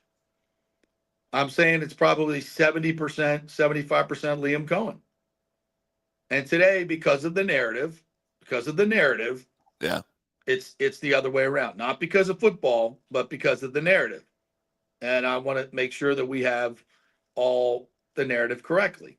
And if, again, if he's sitting in Jacksonville the whole day and did not go to the hospital and wasn't with his kid, then, that's wrong. That's snake oil salesman. That ain't good. And I'm not sure you'd ever want someone like that as your head coach. As Brian Molinaro says, good riddance to bad rubbish. The man clearly has no integrity. That's true. Maybe. Buck and Kane says, to blame the Glazers is wild. Wasn't Liam's new deal contingent upon not taking a second interview with the Jags? They covered themselves so they didn't end up looking like they did. I hadn't heard that about his new deal, that he wasn't allowed to talk to him again. Yeah, that was in the deal. That was in the deal. Well, then he is a weasel. He went and did it anyway. Well, he didn't sign the deal. So you're saying handshake agreements don't mean diddly poop in our culture today? Well, I'll tell you this: they don't mean crap in the NFL. No, they don't. Until you get somebody's signature on the line. But this is something that this is weird though to me. You're allowed in the NFL, even if you just signed your OC deal, to go take another head coaching job. So how can you put in the contract that you're not gonna go do the interview? That's like you're putting something in the contract that is against the rules of the NFL. All right? Yeah. So maybe that report is not correct. Is that was just more, it was contingent upon it. Maybe it's like more of that was the handshake agreement. Right. Yeah. And Who again, knows? like I said, this is easy red meat to come on here and dump on Liam Coen today. That is the easiest thing to possibly do. And it completely absolves the Buccaneers of any fault whatsoever. And I don't, listen, I'm a huge Jason Light fan. I'm a huge Glazer fan. I think they've done a tremendous job with this franchise. I talk about it every day. We talked about it yesterday. What a great job they did in keeping Liam Coen here, because that was obviously the priority number one. Well, I can't come on here the next day when they didn't actually secure him and say, great job by the Glazers. And I'm just, this is not going to endear me to the Glazers or Jason Light or anybody else. And because I think they do a great job. But as I sit here today, I can just look at what the results are. And you can talk about integrity, and I think it's very, very important. I'm not saying it's not. But I'm also saying, there's a lot of dirty dealings that go on in the NFL. Okay? When coaches are switched out, when people tell, when players say, I don't want this coach, I want that coach, and then that's done. You can make a lot of outside you could say a lot of bad things about a lot of people in the NFL. And integrity, do these backdoor dealings go on all the time? Yes, they do. Yep. Everybody's trying to protect their money. It's like I said, it's like having a side piece, right? You want to make sure you keep the side piece happy while you have the main piece, because there's things about the main piece you like. But the bottom line is, when you're double dealing, you get screwed, usually. And were the Bucs guilty of thinking that they could keep Liam Coen without making him the head coach? Yes, obviously they are. That was a wrong conclusion, because he is now the head coach at the Jacksonville Jaguars. And he is not the head coach of the Tampa Bay Buccaneers. And if that was your ultimate goal, you failed. And we can also look at it this way, JP, and this is something I always think about this with Dallas Cowboys coaches, but is it possible that there wasn't anything the Bucs could have done to keep Liam here because he didn't want to be here anymore? Is there something that could have happened that damaged that relationship here this offseason, whether he was promised the head coaching job and then they changed their mind and decided to keep Bowles, or some other thing where Liam Coen had just made up his mind he did not want to be in Tampa Bay anymore? And nothing that they did was going to stop him leaving to go somewhere. Well, then why would he have come back? That's my thing, is like, why would he have come? Why would he come back and agree? Why wouldn't he just, I guess he didn't want to work with Balky. And I think this is a big deal. I think it's a big deal. Yeah. So once he went to the Jags and said, look, I'm interested, but if Balky's the guy, and then a few hours later, Balky's not the guy. Okay, so we've now removed the impediment. And within the time frame of me firing, you saying no, and me firing Balky, you went back and agreed with the Buccaneers to do that deal. But I'm coming back at you. So I think everybody thinks that's fine, that's fair. Right. At least I do. Again, if you're the Bucs and you wanted him to be your, make sure he was here and calling plays next year, you should have made him the head coach. Yeah. You didn't do that. You made a choice. You made a choice to stick with Todd Bowles. And I think, as much as Buck fans today are going to, and you want to get that narrative out there, and this happens all the time around the NFL. People agree to stuff, and then they go somewhere else. It happens all the time. It's happened 3 times to the Buccaneers with Bill Parcells and Chip Kelly. Bill Parcells twice and Chip Kelly. And it's happened to, it happened to the Colts, right? It happened to The Jets. It's happened. It's happened. Bill Belichick did it, right? Parcells did it. The icons of the game have done this. Okay? Liam Coen is not the first one. He's not the first one. He may be the first one to use my child is sick at a hospital. He may be Maybe the first not. one to do that. But again, there's timeline things here. And I'm not defending him, but I think you guys need to also be honest with yourselves. And I think the Buccaneers need to be honest with themselves. And look, it may be good riddance. The guy was a snake anyway. We didn't want him. That's why we didn't make him the head coach, and that because we saw some things that we thought, we're not going to make him a head coach. And if that's the case, good on Jason Light. Good job. Good job. And he revealed his character. That's a good job. But I'm going to sit here and ask the question from a football standpoint, where are we? We're not in a good spot. We got defense, now Casey Rogers is the defensive line coach in Detroit. Larry Foote looks like he's going to get the defensive coordinator's job. Yep. So you're losing defensive coaches now. I'm of the ilk that we could use some fresh faces over there. Although I think Casey Rogers did a great job with that defensive line, but I think we should use some fresh faces. And is Todd Bowles still going to be around? I don't know the answer to that question, because at this point the Bucs could go out and come up with a whole new staff and go pilfer somebody else's offensive coordinator that they really, really covet. I don't know. I think everything's in play now. Everything is in play. And I know this. I have a lot of faith in Jason Light, and I still have a lot of faith in the Glazers that they can get something done. So I'm not, Liam Coen ain't the only guy that can call plays. There's other good play callers in this league. There are other coaches in this league. Let's see what they do. Listen, is it a tough day? Yeah, we just lost a really good offensive coordinator. And I think right now that this roster is ready to win. I think it's ready to win a Super Bowl, and it's going to look even better in this offseason when Jason Light works his magic in the draft and works his magic in free agent. Although we lose Spytech, right? We've lost some of the folks that help out on that side of the ball as well. This is what happens when you have success in the league. But I have a lot of faith in Jason Light that they'll get over this. They'll move on. They've got a great roster, and let's go. Let's see what the next coach holds. Let's see what the next chapter is. Let's find out what happens. There's a lot to be done.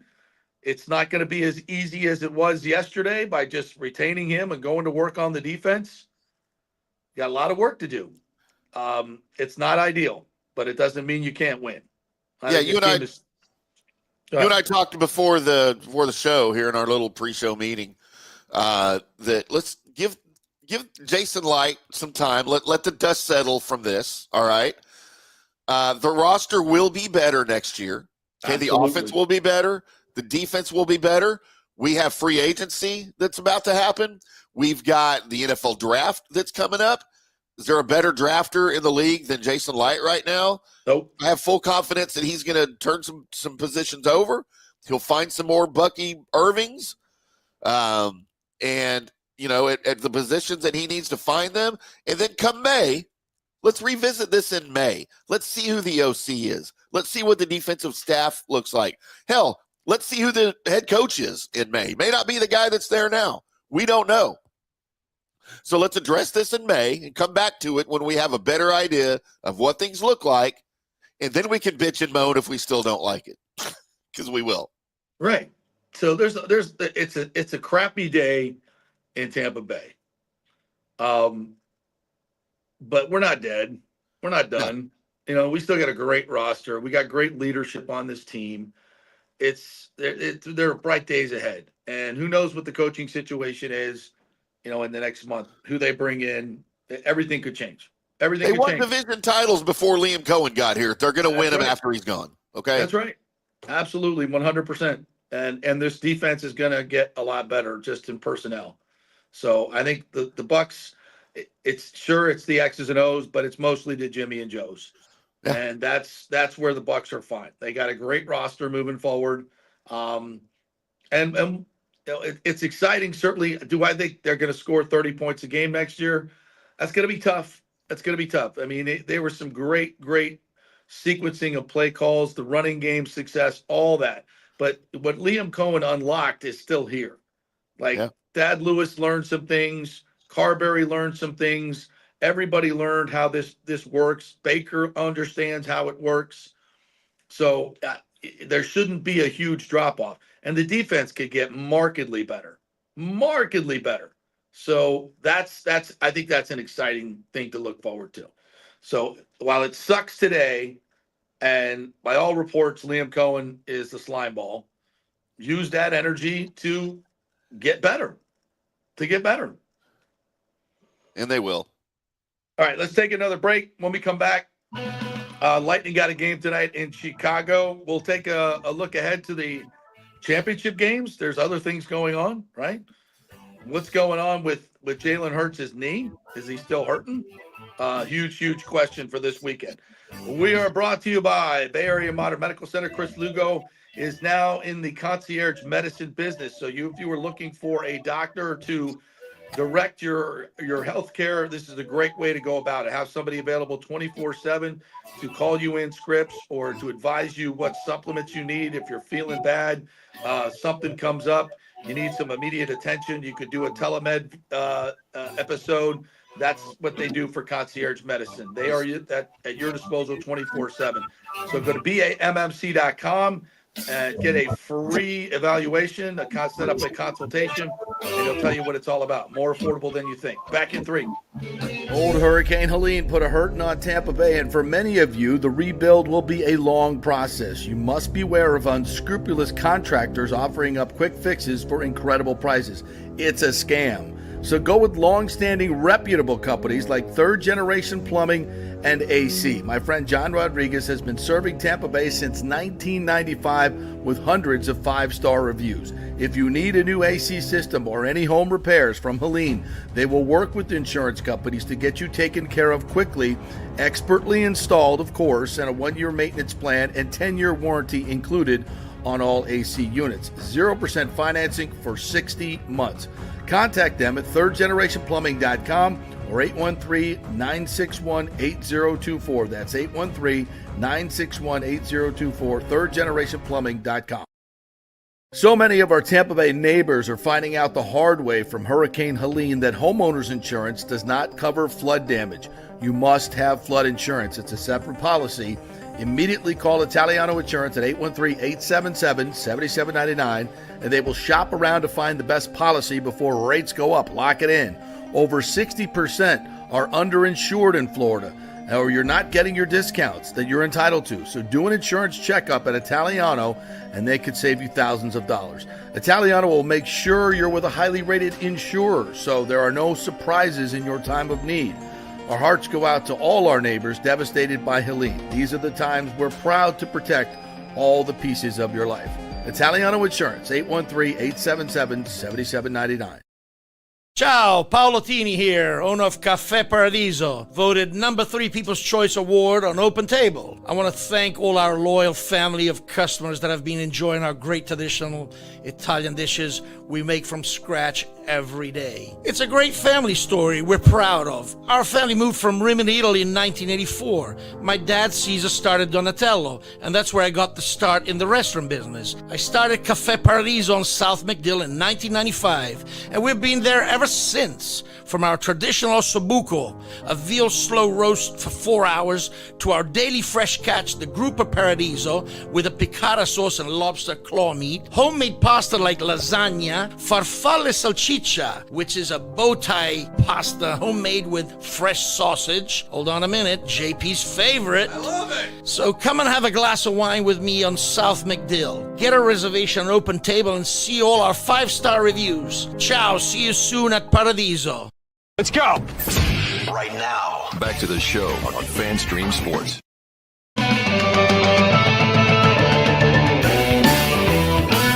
There he is. All right, welcome back to the JP Peterson Show. I'm going to wear my fake mic right here. We are brought to you by the Jeeves Law Group, Jeeves lawgroup.com. They are local, they are trusted, and they get results. If you've been involved in an accident, call them immediately. Get Scott Jeeves on your side. They get huge awards. So go to the website, Jeeves Law Group, Jeeves lawgroup.com. Contact them through email or call them and let them know. No, I'm not defending Liam More right rudder? Nobody's defending Liam. No one's defending Liam. I'm No. asking the question. Are we a better football team today than we were yesterday?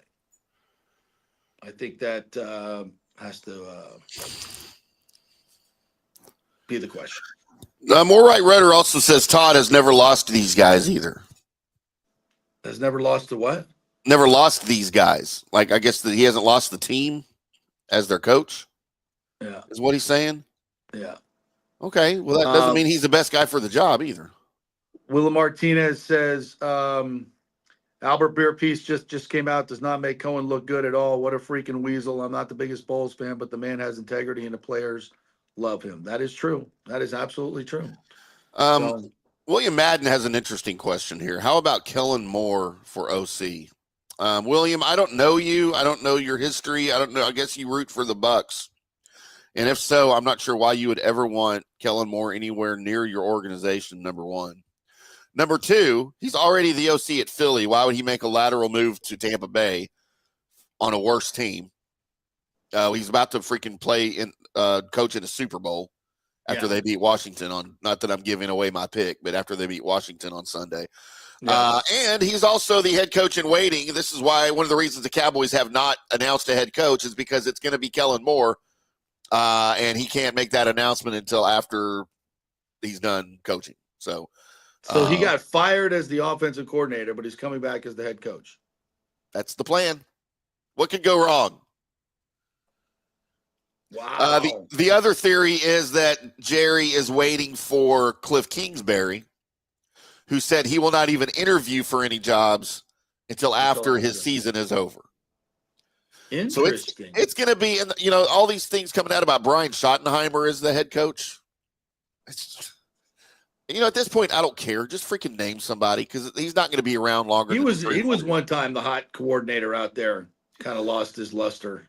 Was he? Because I don't remember that ever being the case. I know up in Seattle he was okay under Pete Carroll.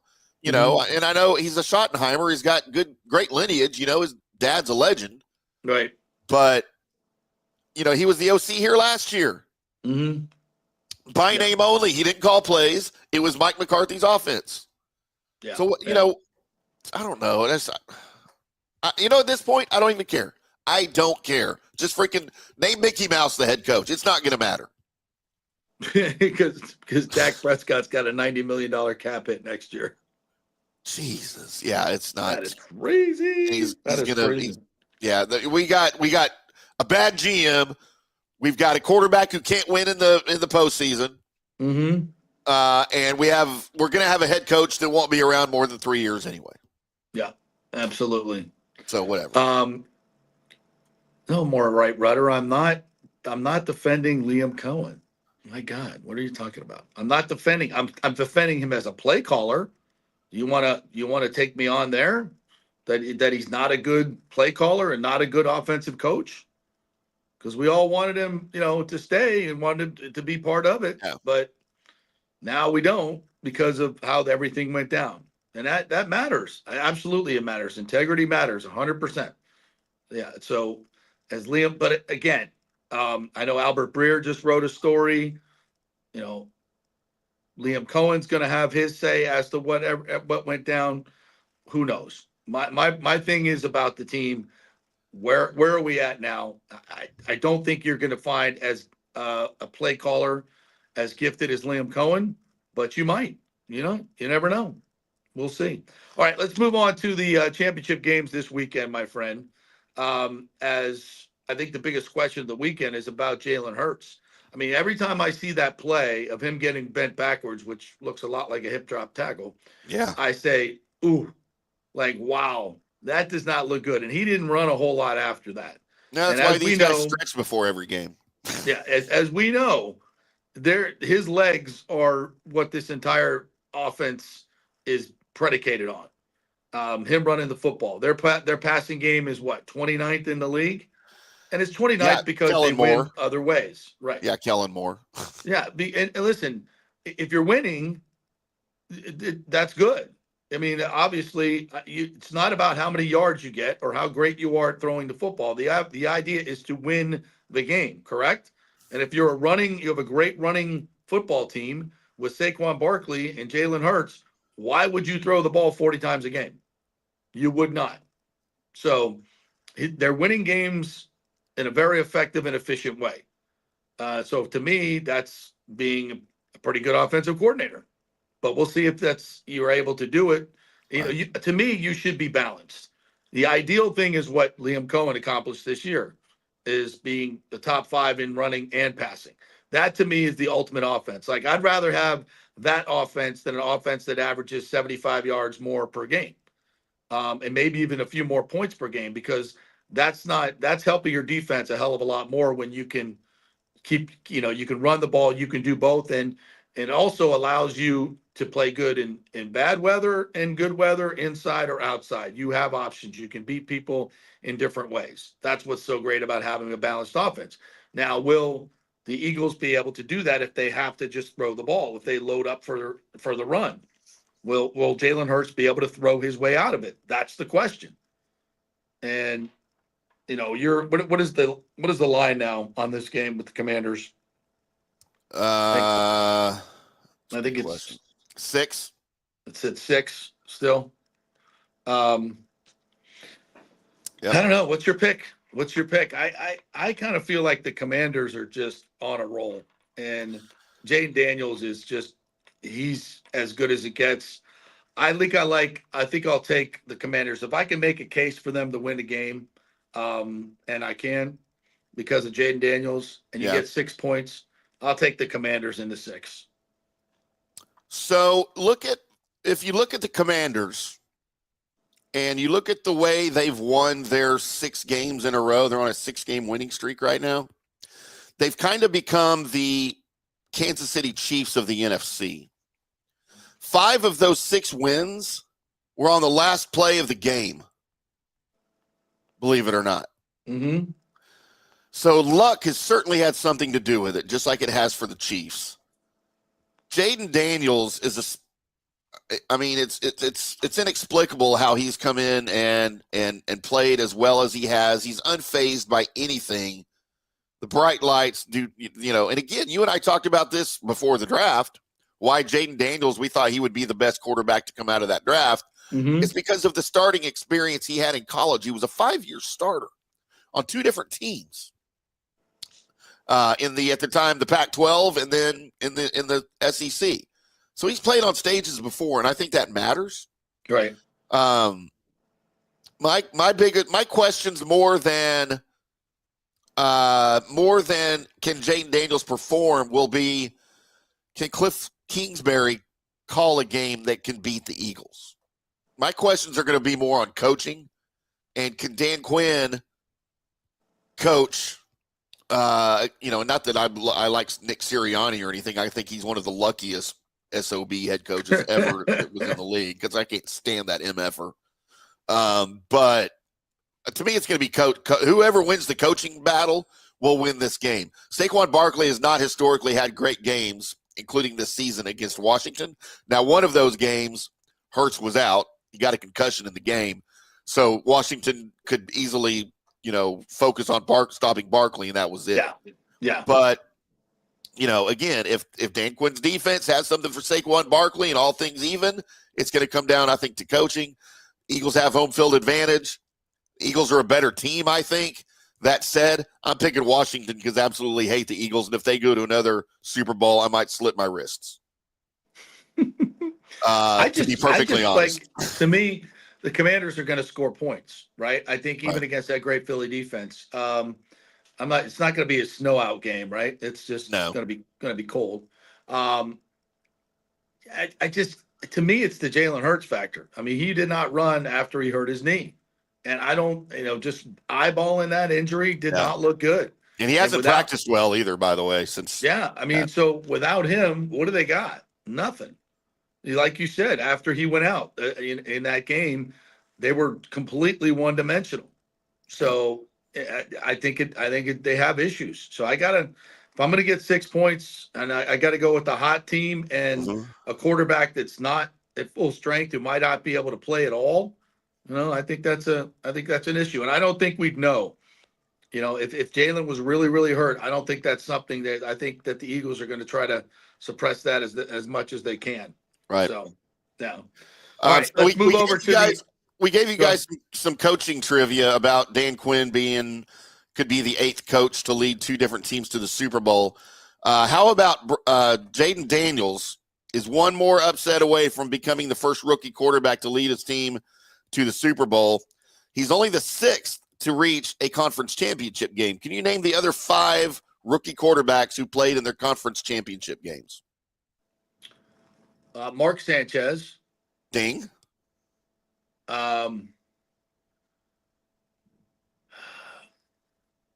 David Woodley. No, but that was a really good guess, though. Wasn't he a rookie the year that they went to? Apparently not, or he didn't start. Maybe he didn't start. Yeah. How about Brock Purdy? Brock Purdy. Yeah. How about Joe Flacco?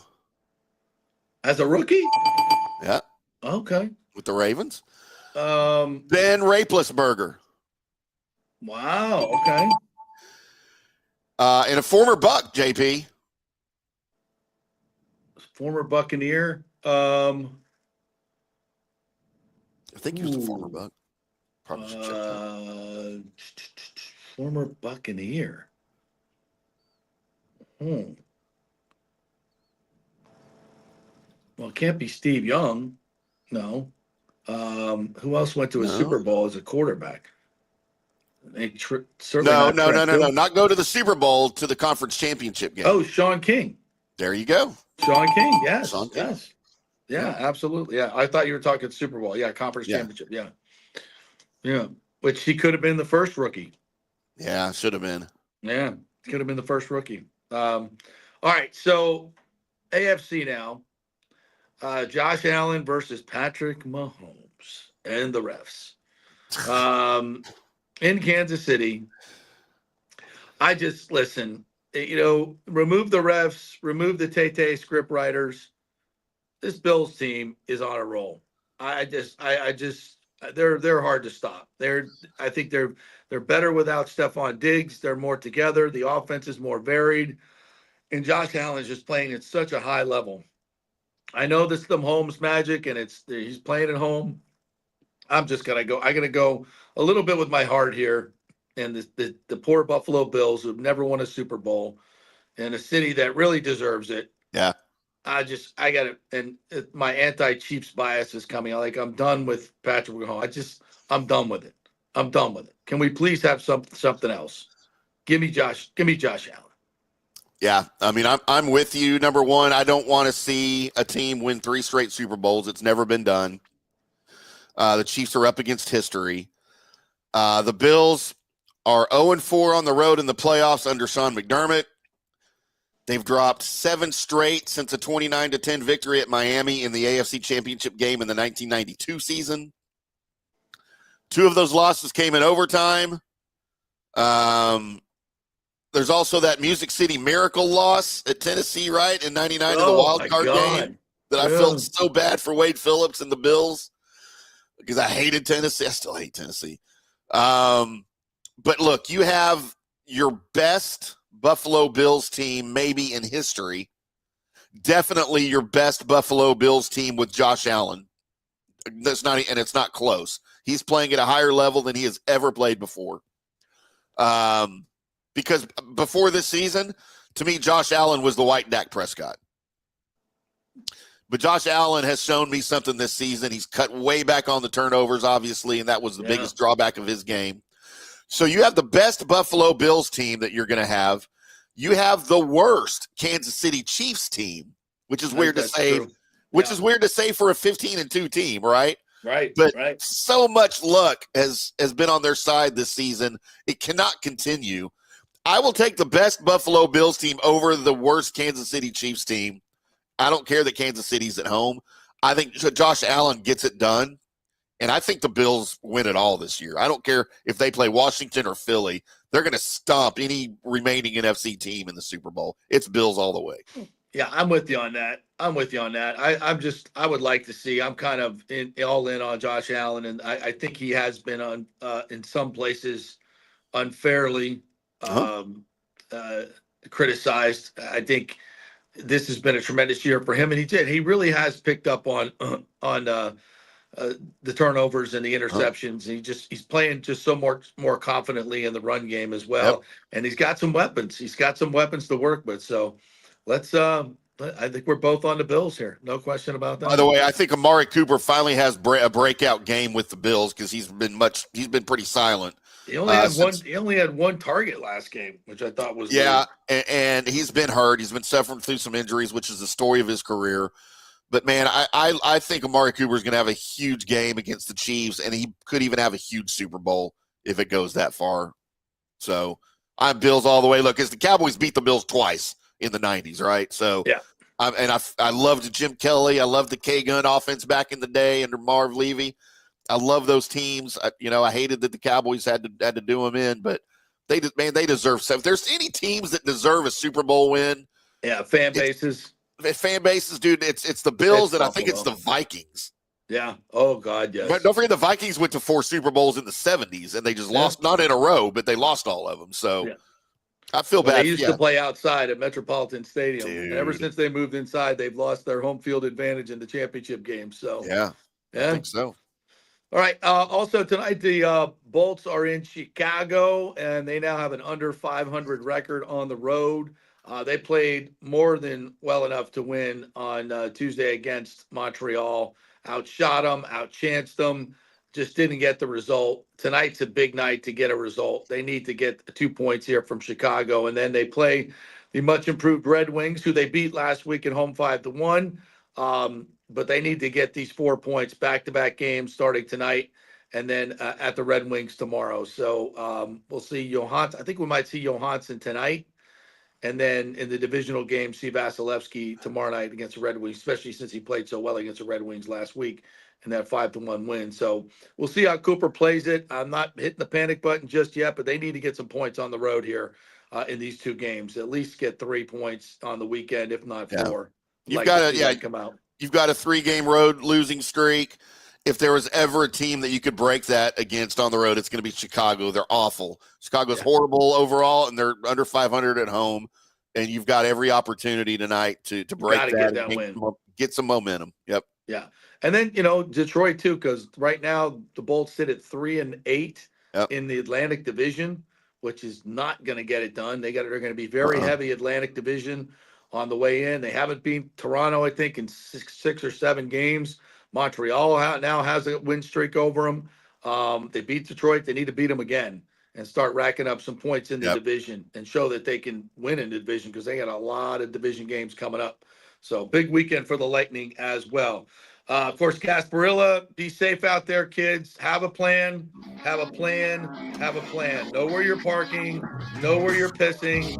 Know where you're drinking. And have a plan. If you don't have all those down, don't go. Don't go. It won't go well for you. And be respectful out there, please. Be respectful out there. It's a lot of security concerns. Don't do stupid stuff, all right? So be safe. Be observant. If you see Liam Coen out and about, throw a rock at him. If you see Liam Coen in effigy, please take a picture and send it to me. Yes. We'll make him walk the plank. Rat scurvy bastard. All right. We'll see you guys on Monday.